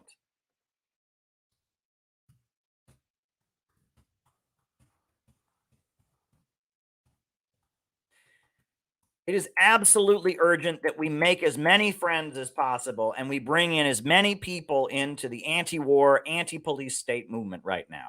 The two biggest issues facing the country right now are 1, World War III, 2, the danger of an all-out police state. And if we're going to stop the huge, horrendous suppression of civil liberties taking place right now, we're going to stop the march toward World War III, we need everyone we possibly can. So if RFK has let us down in some ways, I get it. That doesn't mean we need to cut off our access to his supporters. Marianne Williamson is she's nowhere near as good as RFK is. But her supporters are going to be people who are attracted to her for good reasons. Trump, again, a lot of problems with Trump, but his supporters are going to be attracted to him for good reasons. We need to meet people and we need to desperately bring people into the Center for Political Innovation and into the Rage Against the War Machine Coalition and into our movement. We absolutely must do it. There is no alternative. It is urgent. There is a burning urgency. I try not to get all worked up here, but there is a burning urgency right now, okay? The danger of what we're facing as a country is massive. The fact that Tara Reade had to flee, the fact that the Uhuru movement could go to prison for 10 years. There's a burning urgency in our time right now. So I absolutely urge you, don't take a dump all over RFK, even if you have legit criticisms. Don't take a dump all over Marianne Williamson. Don't even take a dump all over Trump. Find a way to go to in real life meetups for these candidates and make friends, and do it now. We at CPI, we have our weekly meeting, and we are going to be talking about how to transform CPI into an expanding organization. Because right now, CPI is basically just people who they go looking for this kind of stuff and they find it on the internet. And that's great, but it's not enough. We need to transform CPI into a growing and expanding organization. And we're having weekend workshops to teach, our principles and our beliefs, and that's great. But we need to transform every member of our organization into an organizer, into a recruiter, because there's an urgency, a desperate urgency to this moment. So I urge you to go to RFK meetups, go to Marianne Williamson meetups, go to Trump meetups, and go to libertarian meetups. Right? Go to Green Party meetups. Go to People's Party meetups. Go to Jimmy Dore shows. We've got to start building an apparatus of resistance right now. The situation, the stakes are getting much higher. So there you go. Now, Gabby said now that she's rejoined CPI, she wants to know what our plans are. Well, great, Gabby. Every Friday or every Saturday, we have our national Zoom call. So that's going to be the main place you'll learn about those things. But right now, the two big things on CPI's agenda are thus. One, June 23rd through 25th, we're having a weekend workshop in the state of Missouri. It's going to be near St. Louis, Missouri, and it is open. You have to be a CPI member or an invited friend to attend. It's not a public event, but everyone's welcome who's a member of the organization. I know people from your area, Gabby, are already attending, so hopefully you can catch a ride with one of them, or maybe you can drive down yourself. But that's one of the first things we're doing. June 23rd, 24th, and 25th, we're having a national workshop in Missouri. The next thing that we're doing is we are planning to have a conference in Portland, Oregon, probably in September. The date is not yet set, but we are hoping to have a conference in Portland, Oregon. We are working out the details of that right now. That is still in the works. Furthermore, we are training people in our organization to give the Saxton lectures, to give presentations. We are doing regular outreach to support the Uhuru movement. There is a number of national days of action to support Uhuru in the face of the federal indictment that they have, and so, yes, the main thing, if you could come to our workshop June 23rd through 25th, that would be awesome. If you could come to, our conference in Portland, Oregon, that would be great. You may not be able to travel. If you could get involved in Uhuru outreach, that would be great. And we are also just training people to do outreach and to expand, etc. So, we're trying our best to get people involved. And there's also some other developments that you'll learn about if you come on the call that we're not ready to discuss publicly. But there you go. All right. Thoughts on people living communally, rejecting capitalism, going homesteader, and living off the land. Well, look, there's a couple different ways to talk about this. First of all, there's, what they call utopian socialism, this idea that we're just going to build a model community. Marx and Engels wrote a lot about how that's not the answer because of the fact that capitalism is the dominant system in the world. And if you just build your isolated model community, you still have to trade with the dominant capitalist system. You're still surrounded by the dominant system. And that the way socialism will come into the world is a result of struggle between the oppressed and the oppressors, the working class and the capitalist class, between the imperialists and the anti-imperialists.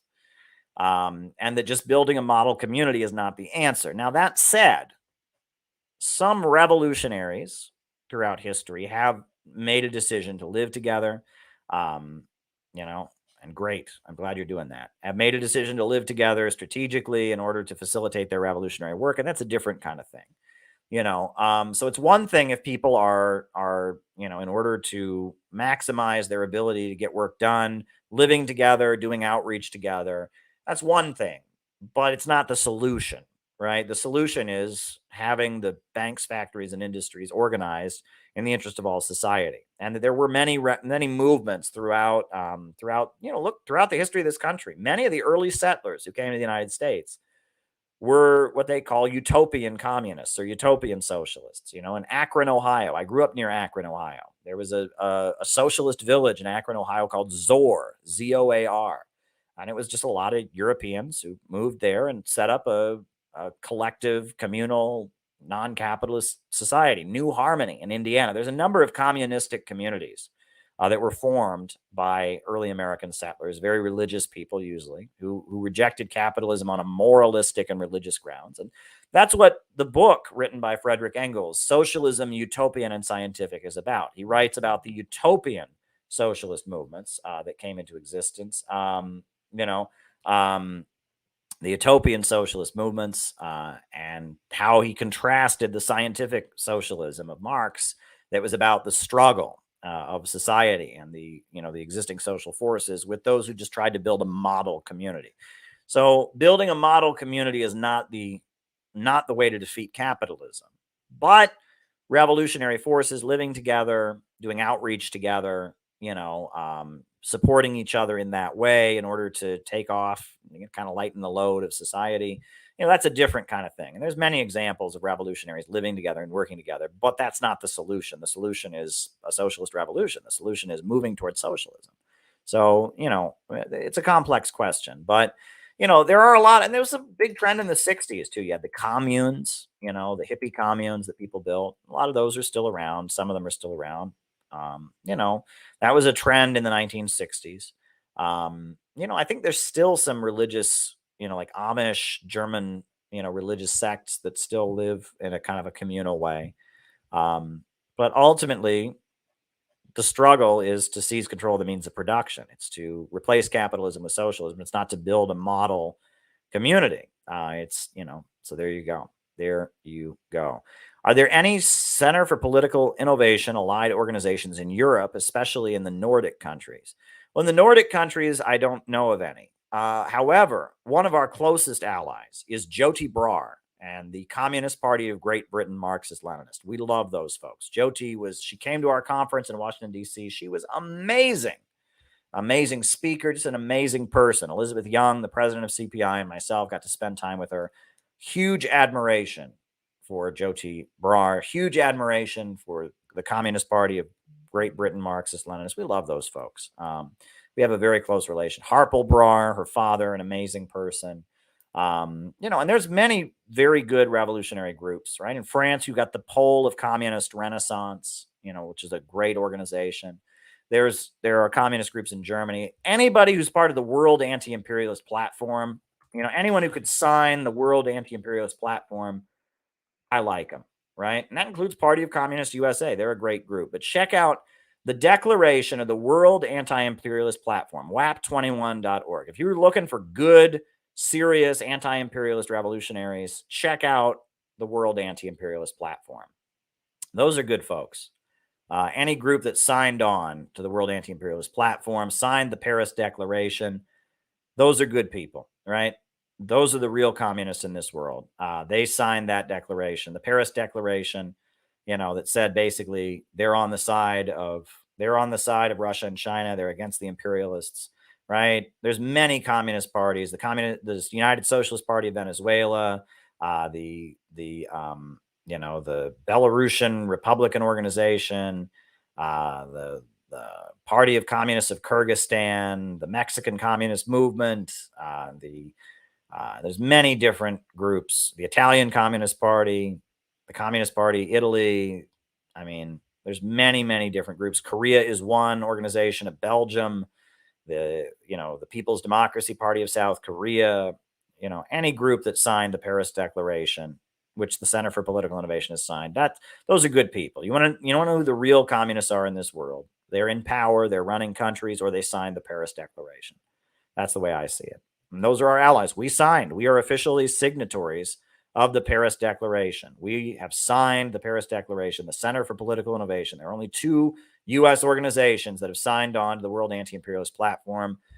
One is the Party of Communists, and the other is the Center for Political Innovation. So there you go. There you go. All right, next question. I've spoken about Jordan Peterson being an idiot about Marxism, but have you seen him speak on the degrowth agenda? And he seems pretty good on that. Well, I haven't kept up with Peterson's work enough to comment on his work on that, but I'm going to look because the degrowth question is really important. But honestly, it doesn't surprise me that Peterson is good on that question. You know why? Because he's a psychologist. And degrowth is a synonym for depression. Degrowth is a synonym for death.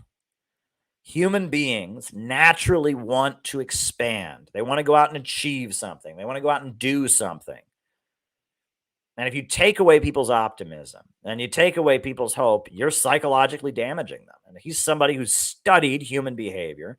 He's a clinical psychologist. That's his academic background. And so as a clinical psychologist, he would know that degrowth is a recipe for disaster. If you tell people we're using too many resources, there's too many people in the world, human beings are a cancer on Mother Earth, that is a recipe for disaster. And they have done studies. Climate anxiety has really hurt our next generation. We raise young kids to think they shouldn't be alive. we push this overpopulation nonsense in schools, it's damaging the psychology of our young people. And he, as a clinical psychologist who has studied the human mind and human behavior, he's got to know that degrowth is just against everything a human being needs. Why do people procreate and have children? Why do people work hard and achieve things? What gives people satisfaction? Degrowth is a recipe for destroying someone psychologically.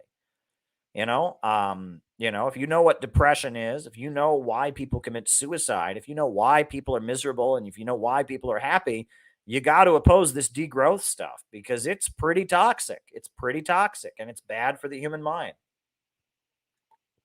So I don't know from what angle Jordan Peterson talks about this degrowth stuff, but I can imagine if he's a psychologist, he would understand how dangerous it is. And it's already, studies have shown it's already having a bad impact. Netflix, Facebook, YouTube is pumping children with the idea that they are a cancer on the earth. They shouldn't exist. They're bad. And it hurts them. It damages them psychologically. It's evil, right? The degrowth agenda is very evil. Now, Lori Spencer asks in her super chat, why did the USSR have strict gun control? Seems like after World War II, they wanted everyone to be armed to prepare for a possible invasion. My understanding is that gun ownership was pretty widespread in the Soviet Union, that hunting was considered a national pastime. Many people in the Soviet Union had firearms in their houses. Now, maybe that was different in urban areas, but in rural areas in Siberia and in the countryside, and many people had firearms. That's my understanding. Now, I guess I understand that in the Soviet Union, if you were considered to be an enemy of the state, if you were considered to be an anti-communist, your rights went away pretty quickly. And I assume that meant your right to own a gun, right? That your right to own a firearm went away pretty quickly. I do know that originally, when the USSR began, they had these workers' militias that basically the whole population, every adult male was basically, in the military, had a gun in their house. And that during the Stalin years in the 1930s, they got rid of that because that was a little bit chaotic and it was better to have an actual standing army. And that Trotsky complained about that. Trotsky liked the worker militia, that everyone having a gun in their house. Trotsky wasn't a big fan. He wanted the whole USSR to be militarized, and that Stalin actually demilitarized the USSR quite a bit. I mean, he obviously led World War II when the whole population was militarized. But as Stalin kind of came to power, as he solidified power in 28, part of Stalin's transition toward, the 5-year economic plan, socialism in one country, was rolling back the role of the military in everyday life. He did that. But my understanding is that, firearms were pretty widely available among the population in the USSR. That there were a lot of people in the USSR who were armed, and that it's like that in China too. In China, there's a lot of people who have guns, right? There may be political restrictions. It may be that if you're deemed to be an anti-communist, or it may be that you have to be licensed by the government somehow, and you don't get that license if they think you're against the government. My understanding is in most socialist countries, including Cuba, people have guns. People have guns. That's my understanding. But there you go. Could we discuss unions in the U.S. historically versus contemporary? Well, historically, you go back a couple generations, unions were just a part of everyday life, right? Everybody knew a truck driver who was in the Teamsters. Everybody knew somebody who worked in a factory, and that factory had a union. Unions were just part of everyday life, and that was, you hear like old communist literature makes reference to the picket line and strikes and union brothers and stuff like that a lot more, because that used to be much more widespread. People had that understanding. People don't have that as much anymore, right? A lot of people in America don't know what a labor union is. I've met a number of people who do not know what a union is. If you talk about unions, labor unions, they're like, what is that? They don't know what it is.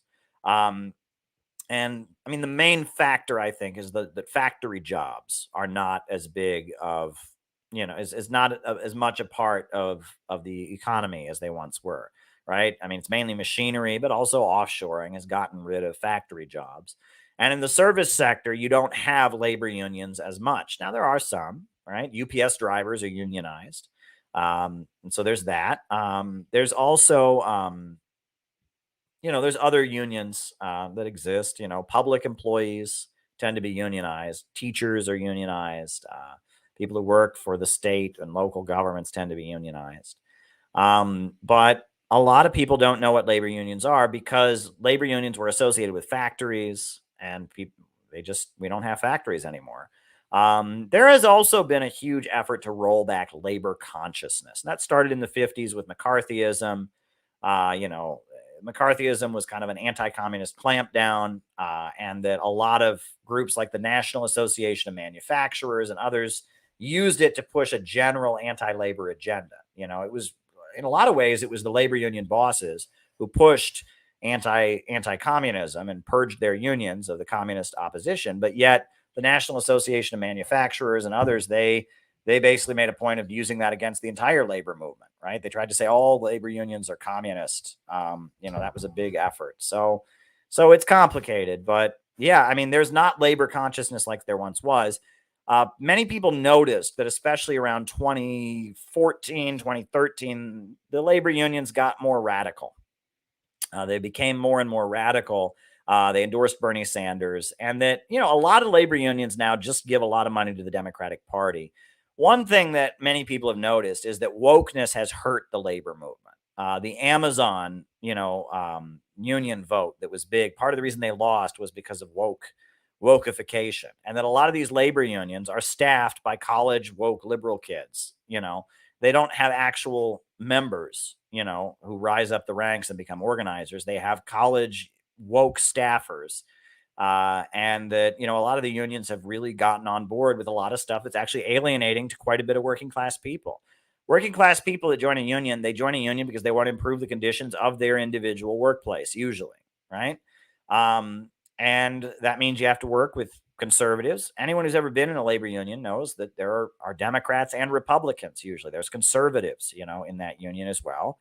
And anyone who's ever been in a labor union also knows that you can't kick people out just because you disagree with them. And they also know that if you try to bring a bunch of woke stuff, it's not going to fly. If you do work, in a union and you push a lot of woke stuff, it's going to alienate a lot of people. And unfortunately, the labor union bureaucracy has pushed a lot of woke stuff. I mean, I've had emails from people who work, in labor unions in California, and they've told me that it's a really toxic atmosphere where people are always tattling on each other for woke violations, and that, wokeness is hurting the labor movement because wokeness is a middle class thing that's alienating to a lot of workers.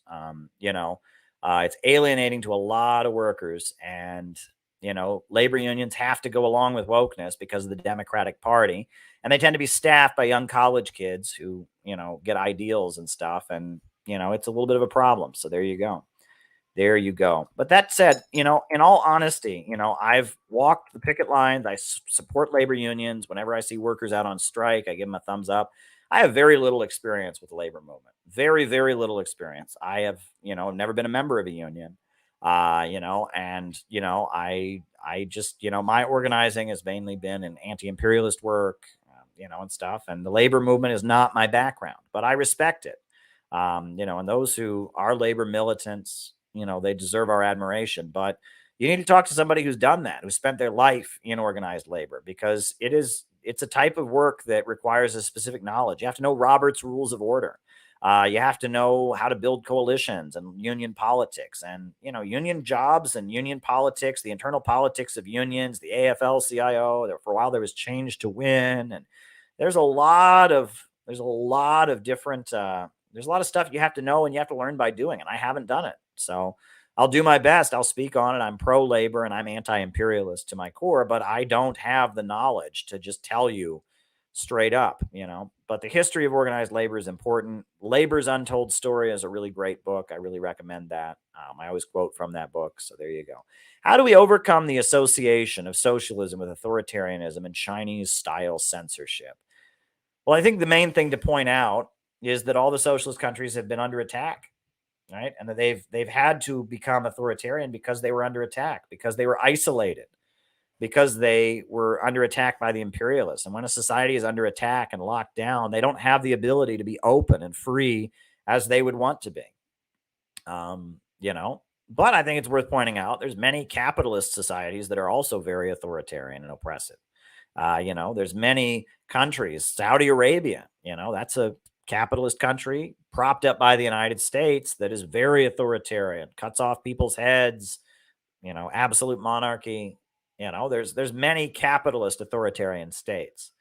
This notion that communism and authoritarianism walk hand in hand or are synonymous is not accurate, because there's many countries that are aligned with the United States that are anti-communist, that are free market countries, that are very authoritarian. And the capitalists will use authoritarian tactics when their system is threatened.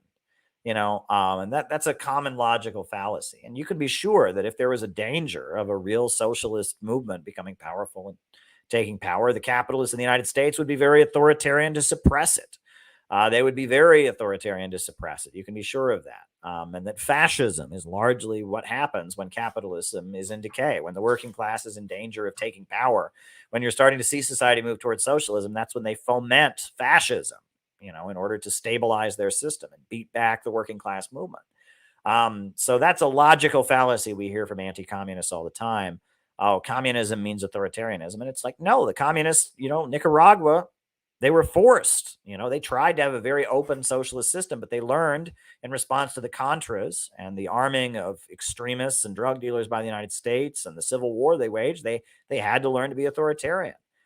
Socialist countries try very hard usually to be open, but they can't, because the Western capitalists just come down on them so hard. So there you go. There you go. And the last super chat question I've got here is, would liberals change their tune if the draft was reinstated? Possibly. I don't think the draft will be reinstated for that reason. I feel like the United States, at this point, they use green card soldiers a lot. People who want citizenship or want to get a green card, and they become soldiers. And that happens. And I think the USA is becoming like the Roman Empire, where it cannot mobilize its own military to fight its wars. And increasingly, we have an army of people. It's the underclass who fights our wars. It's poor people. We have a poverty draft. It tends to be low-income people that join the military. That's largely how it is.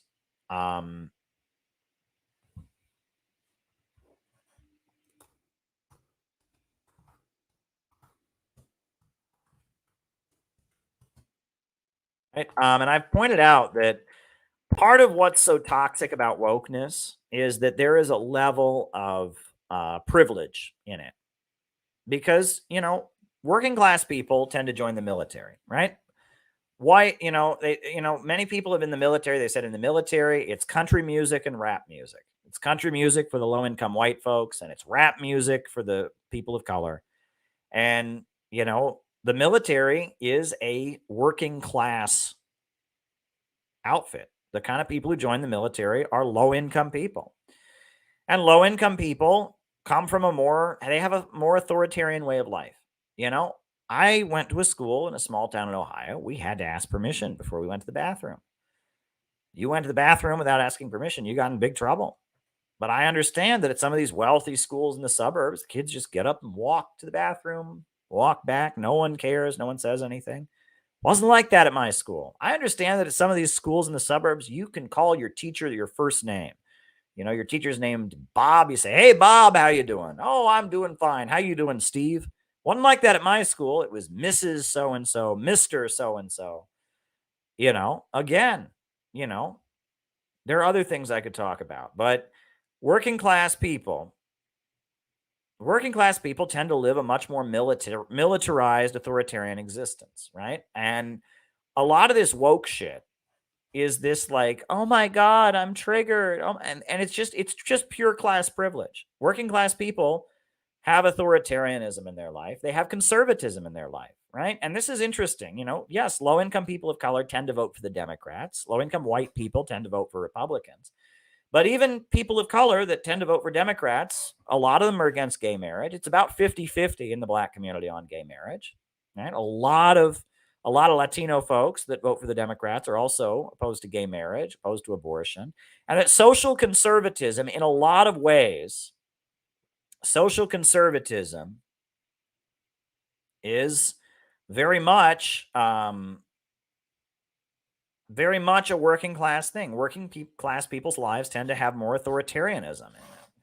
And this woke stuff is just middle class pampered kids that are triggered by authoritarianism. Authoritarian scares me. Oh my God, Donald Trump is scary. Kim Il-sung is scary. North Korea is scary. Cuba is scary. Oh, socialism is when we all just become friends and have a hug party. And that's all it is. You look at Vosh, you look at BreadTube. These are rich people. ContraPoints is from Northern Virginia, right? And she's just, she went to grad school, got her degree in philosophy, she's this, trans person from Northern Virginia. And it's like, she gets on there and she doesn't like authoritarianism. Oh my God, people tell. And it's like, if you're a working class person, authoritarianism is just part of your life. It's just part of your existence. You have to raise your hand if you're going to go to the bathroom. You call your teacher Mr. and Mrs. You break the rules. There's harsh penalties, but these middle class suburban kids, they don't experience that. And it's like their politics are not based on class struggle. It's not about opposing the imperialists. It's not about building a movement of people to resist. It's instead based on like, oh my God, I don't want to be triggered. I don't want anyone to yell at me. Some Sarah Taylor, when she was doing her critique of wokeness, some of the stuff she was talking about with the trigger warnings or how the people called the police on her because they disagreed with her in a sex work argument, a lot of that is just a class thing. She was at Hampshire College, which is a rich, wealthy, liberal arts school. And yeah, those spoiled rich kids don't want anyone to disagree with them. It scares them, and a lot of the safe space cancel culture bullshit, a lot of it is just privilege, right? A lot of it is just a privilege thing,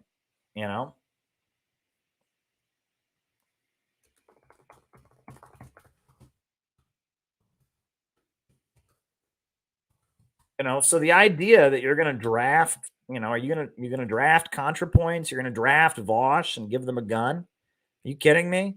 Right? You're going to draft, Thought Slime and Sophie from Mars. You're going to draft them and make them join the military? Of course not. They can't handle just basic life. They want to stay home and smoke weed and play video games. And, so I don't think they're going to bring back the draft because it would result in a lot of people going into the military and not being able to handle it and causing problems.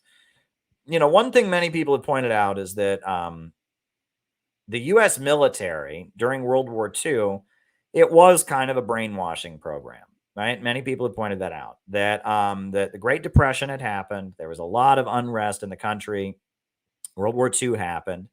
And that a lot of people that had that didn't trust the government, that thought the country was corrupt, they went into the military and they fought in World War II, and it had kind of a psychological impact. And that McCarthyism, and this is very interesting. This is an angle in McCarthyism people don't often talk about. I mean, I've read some different things about this, but it's rarely talked about. But, people say the main reason McCarthyism happened was because of the fact that, there was a booming economy in the United States after World War II, that, the Communist Party had been kind of isolated and dissolved during World War II, etc., that the USA was the one place where the communists didn't have a strong foothold after World War II. But many people have pointed out that one of the factors in McCarthyism was that every adult male in the United States pretty much had to go into the army.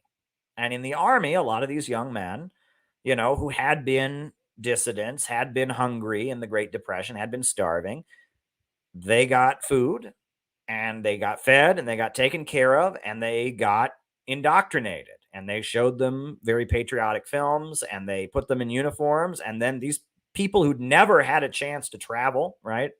They traveled to different parts of the world. They fought in a battle and bonded with their brothers, and that psychological operations were a big part of World War II.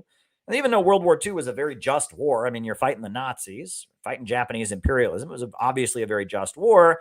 That the U.S. imperialists used World War II to carry out a lot of psychological operations. There was a lot of brainwashing that went on in World War II. And then after World War II, a lot of people came out of World War II with a much more pro-U.S. imperialism mindset.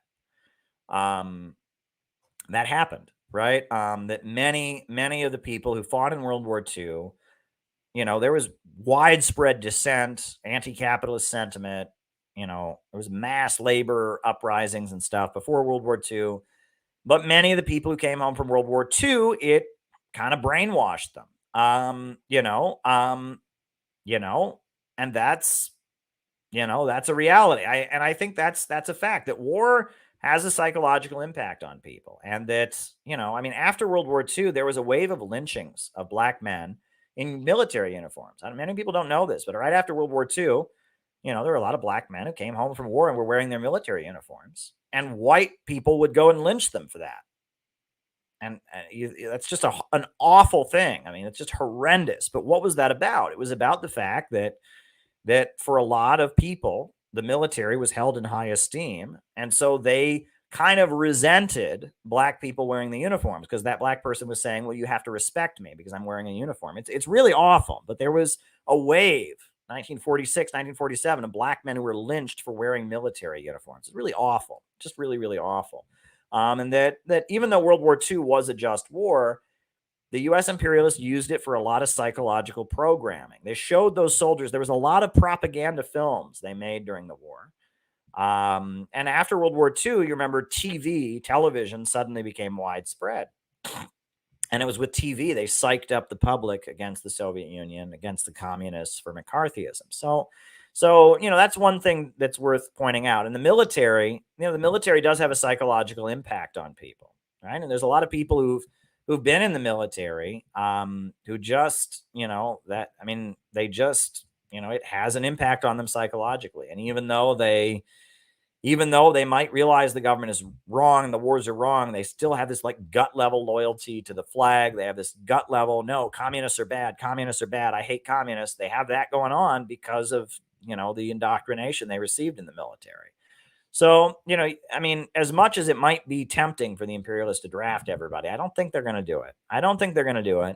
I just think that there's a layer of people that have been conditioned by social media and by the American, the kind of cushy lifestyle that our middle class enjoys, that I don't think would be capable of fighting.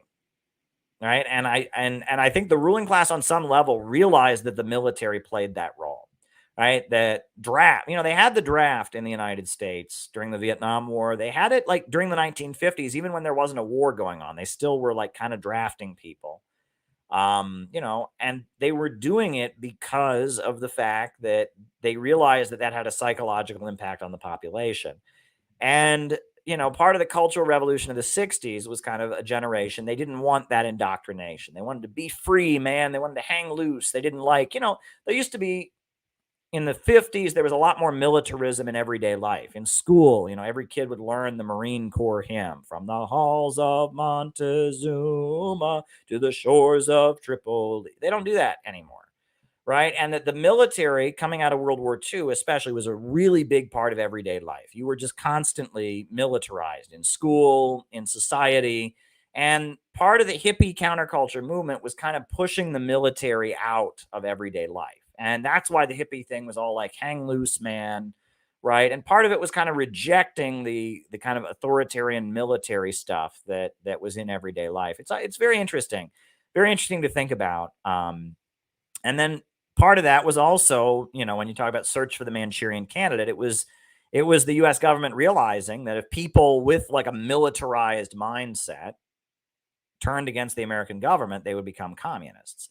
But with Project MK Ultra, it's that quote I keep coming back to from The Search for the Manchurian Candidate, which is John D. Marks, a very good expose of the CIA's mind control programs, where they discovered it was much more effective to get people into this hippie plague on both your houses, there is no truth mindset than it was to just brainwash people to be right-wing and anti-communist. And that they realized that McCarthyism was having a blowback, that you create a light switch effect where you either believe this or you believe this, right? So if you indoctrinate people, America is all good, the communists are pure evil, you can create an atmosphere where if people realize America's got big problems, they automatically become communists. And they didn't want that.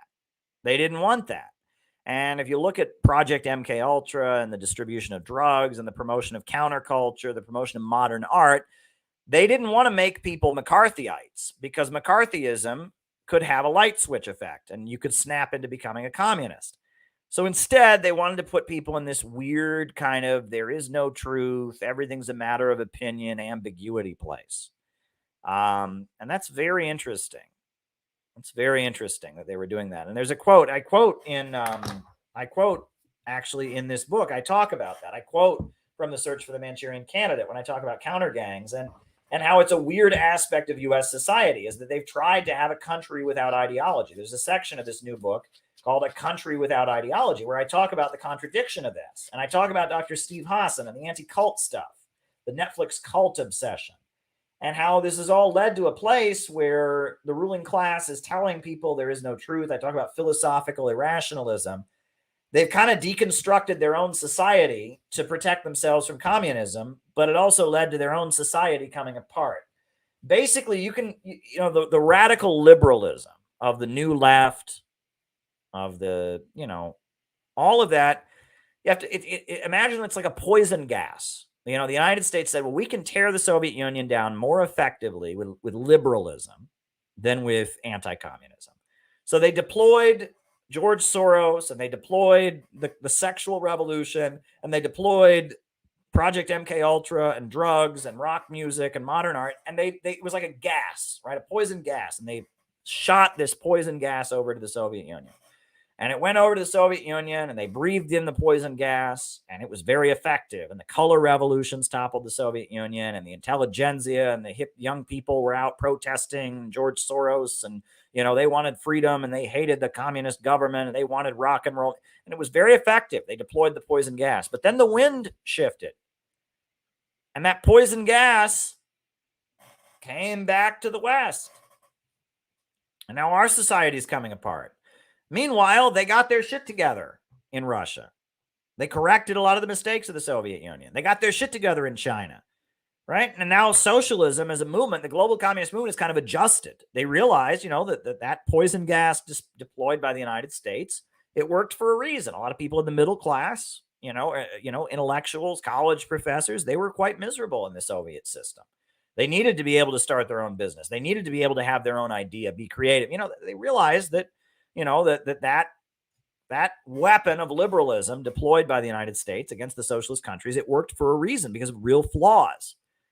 So then the wind shifted. They got their shit together. China, now there's all kinds of small businesses. There's all kinds of people being creative and starting their own business. Meanwhile, the liberalism, the radical deconstructionism, the sex, drugs, and rock and roll, there is no truth, everything's a matter of opinion, the postmodernism, the rebellion for rebellion's sake, deconstruction for deconstruction's sake, all of that is blown back to the West.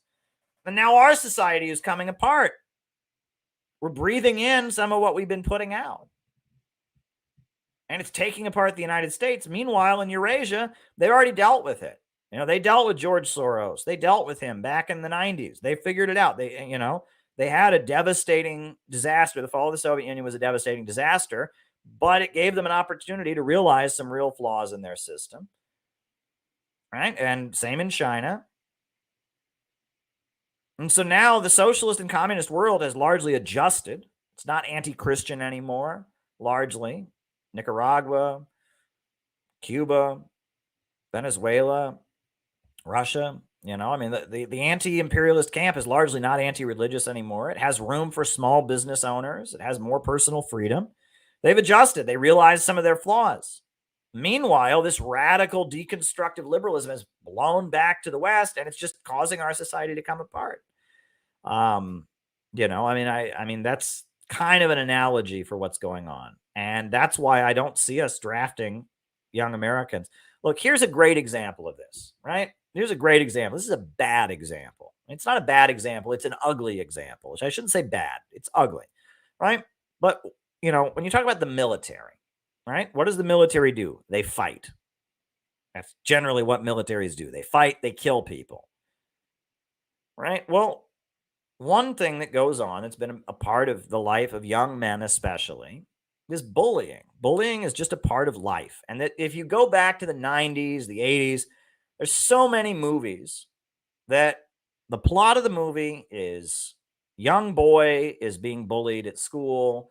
And so adult, older relative, older brother, male hero, dad figure teaches him how to fight. He fights the bully, and that's a part of growing up for the young man. There's many movies like that. You don't see movies like that anymore, right? Because nowadays, you're not allowed to fight the bully. Nowadays, and this is very interesting, nowadays, if the bully pushes you, all you're allowed to do is put your hands up and say, teacher, come help me, right? In school these days, they do not let kids fight back. You are not allowed to fight back.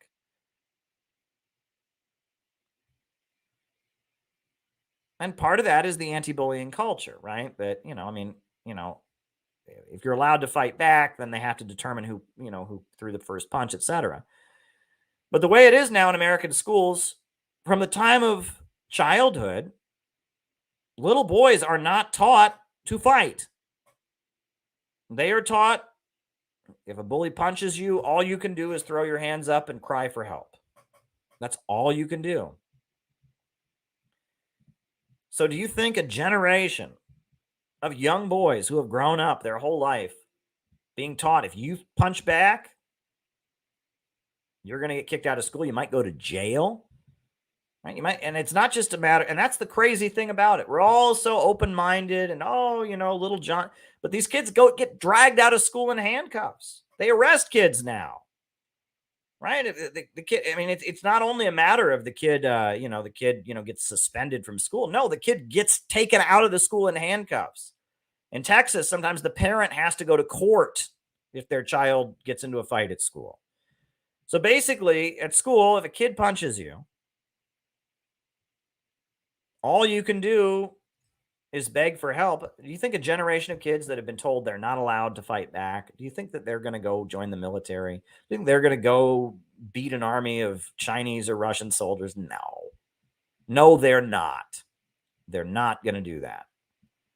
And it's liberalism, right? It's liberalism ideology. And I'm just telling you, bullying is an awful thing. It's an awful thing. And I got in fistfights when I was in school. Not ashamed of it. Got kicked out of school for a whole week one time because I got into a fistfight in 8th grade. Wasn't a pleasant experience. Was not something I wanted to happen, but it happened. Was not pleasant, but I didn't go to jail. Just got kicked out of school for a week. It happened. But nowadays kids go to jail, and nowadays kids don't fight in school, which is better. Kids feel safer, I guess, but also that empowerment that used to be glorified in those films, that doesn't go on anymore. A lot of young men don't feel any dignity. They don't feel like, if someone pushes me, I can push back. They have been disempowered from the time they're children. Anyway, I'm rambling. But anyway, I've got a couple more super chats. Keep them rolling in, Gotta keep talking. So, thoughts on Afghanistan and Iran conflict. Well, I answered this the other night. And I will answer it once again, which is that Iran is a really important anti-imperialist country. The Taliban, the Taliban, again, they were fighting the United States and Afghanistan for a long time. That's true.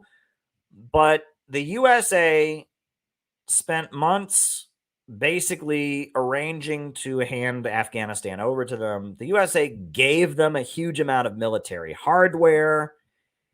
And I don't think the Taliban is completely anti-imperialist. There are probably legit anti-imperialists in the Taliban. There are probably people in the Taliban who really want to do business with China and Russia and really hate American imperialism. But there's also people in the Taliban, who think that, hey, we used to be fighting the USA, but now we've made a deal with the USA. And you look into the details, American companies were basically bribing the Taliban not to blow up their buildings in Afghanistan. Did you read about this? And this was allowed, even though the USA was fighting the Taliban. There'd be private military corporations that would build buildings in Afghanistan.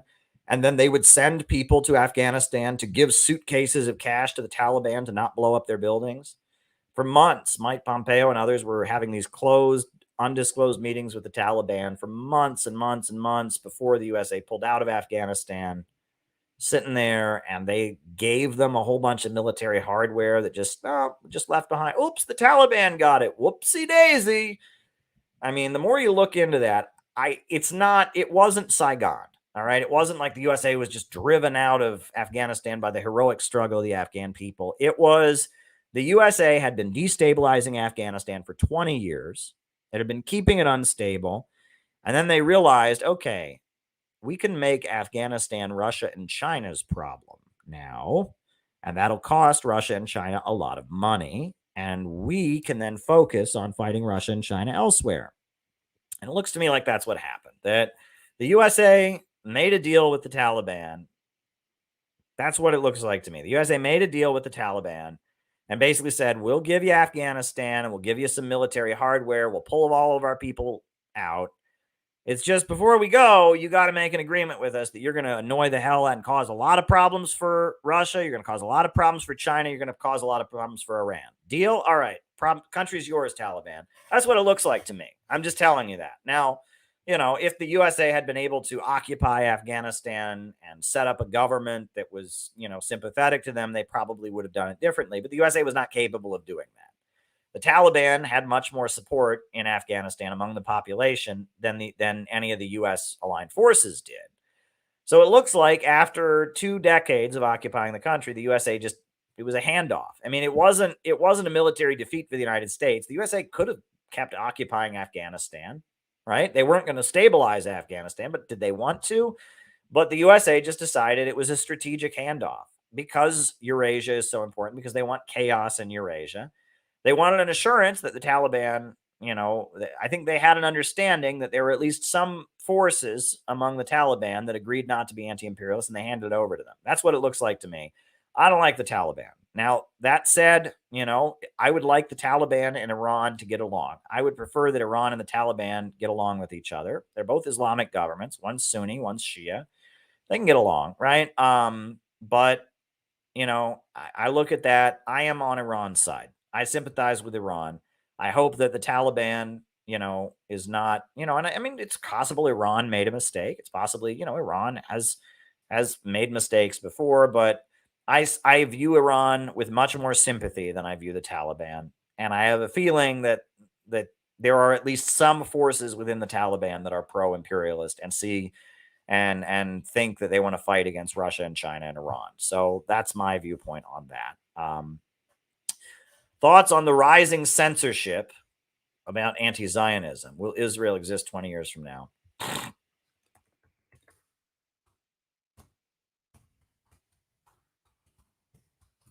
So thoughts on rising censorship of anti-Zionism. I mean, is it rising? I mean, I don't know. I mean, look, at one point in the United States, any criticism of Israel was completely taboo. You couldn't do it. What I've noticed is that among Democrats, there's an increasing tolerance for it, which is interesting because the Democrats are all about cancel culture and wokeness and stuff. But I've noticed that, Muslims are very important to the Democratic Party now. Rashida Tlaib has made a lot of anti-Israel statements in the past, and she's gotten away with it. And that Netanyahu made a big mistake, I think, when he came to the United States to give that speech against Obama and the Iran nuclear deal. I think he made a mistake because that positioned Israel with the Republicans. We know that Trump and Netanyahu were close. Sheldon Adelson, big Trump supporter, also a big supporter of Likud in Israel. Israel is increasingly becoming a Netanyahu, Likud-run country. The liberal wing of Israeli politics is on the defensive, and the Likud folks are running Israel. And the Likud folks tend to like the new right in Europe, and they tend to like Donald Trump. And that is putting Israel in kind of a weaker position. Right? I mean, right now, it would be very effective if Israel could position itself with Biden, if they could just accuse anyone of disagreeing with them of being anti-Semitic and cancel them. But Israel has kind of positioned itself where it's kind of aligned with the Trump people. And because of the evangelicals and their alliance, they're pro-Israel and they tend to be Trump. And evangelicals also get canceled now for being anti-gay and homophobic. Israel has kind of shot itself in the foot. right? And Israel is not in as much of a strong position. Now, what's happening to Roger Waters, I don't think that's necessary. I mean, they're using the Israel stuff and they're calling him anti-Semitic, but it's about Russia. That's what that's about. That's about the fact that he spoke at the UN. Russia gave him a platform at a UN Security Council meeting. That's what that's about. Okay. That's what that's about at the end of the day. Roger Waters is being attacked because of the fact that he's sympathetic to Russia. They're using the Israel issue. They're using that to push the agenda. But I'll just answer this next super chat question here. I'll answer it as well. Will Israel exist in 20 years? I don't know.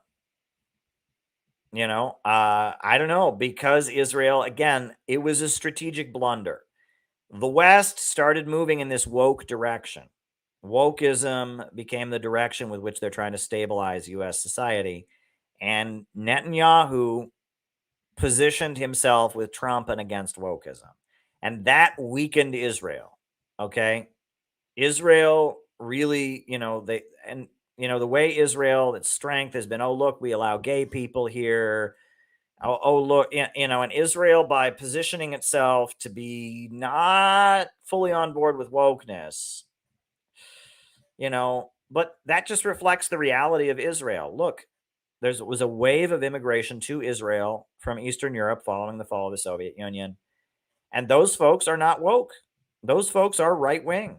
Those folks, the wave of immigrants from Eastern Europe, a lot of whom speak Russian, a lot of whom, those folks, they support Netanyahu. They're hard right wingers, and they're not all about gay marriage. They're not about gay marriage. They're not about abortion. They're, a lot of them are very religious, not all of them, but they're authoritarian, and they are, authoritarian Jewish nationalists. That's what they are. They're not into this. Israel is a liberal land of milk and honey, and everyone who disagrees with us is a secret Nazi. That's not, the Haganah line. That's not the line of the majority of Israelis. Israel is becoming more and more of a right-wing country. And because of that, with wokeness being the prevailing ideology in the West, and Netanyahu positioning Israel as being opposed to wokeness, Israel may have weakened itself because Israel depends on U.S. support. Right-wing Zionists will say, oh, they want the USA to stop funding Israel because the USA is holding Israel back or something. But if Israel stopped getting Western support, it would collapse. And Israel has weakened itself. But, I'm not pro-Israel. So, Israel weakening itself, I think, is probably a good thing. So I'm not against that. But I'm telling you that it may have consequences for Israel in the long term that people did not anticipate. That's what I'm telling you. And that Israel, I'll just say it. I think Israel has weakened itself because it's just, you can't pretend that what Israel does is some kind of woke human rights thing. Israel is a very right-wing, militarized, authoritarian place. Noam Chomsky tried to live on a kibbutz at one point, and he just said, look, I can't do it. Look, these are militarized places. Israel is a right-wing military authoritarian settler state. So it's going to have politics. The people living there are going to have right-wing authoritarian military politics. And, that's just how it's going to be. As much as people try to pretend otherwise, as much as they might say, well, no, Jews are socially liberal, because Jews tend to be socially liberal. About 75% of American Jews are Democrats, 25% are Republicans. It doesn't matter. Israel has positioned itself as a right-wing country. It's aligned itself with the new right in Europe, and the upper hand of imperialism, the powerful faction, is moving in this woke direction, and I think that's going to hurt Israel in the long term. That's what I think. All right, folks, I'm going to say goodnight for now. I'm going to put on the closing music. We'll be back. Probably tomorrow night, if not the next night. We're just going to keep doing this. So all my best, folks. All my best. Upsurge in the struggle against U.S. imperialism is now emerging throughout the world. Ever since World War II, U.S. imperialism and its followers have been continuously launching wars of aggression. But the people of various countries have been continuously waging revolutionary wars to defeat their aggression. While the danger of a new world war still exists, and the people of all countries must get prepared, revolution is the main trend in the world today.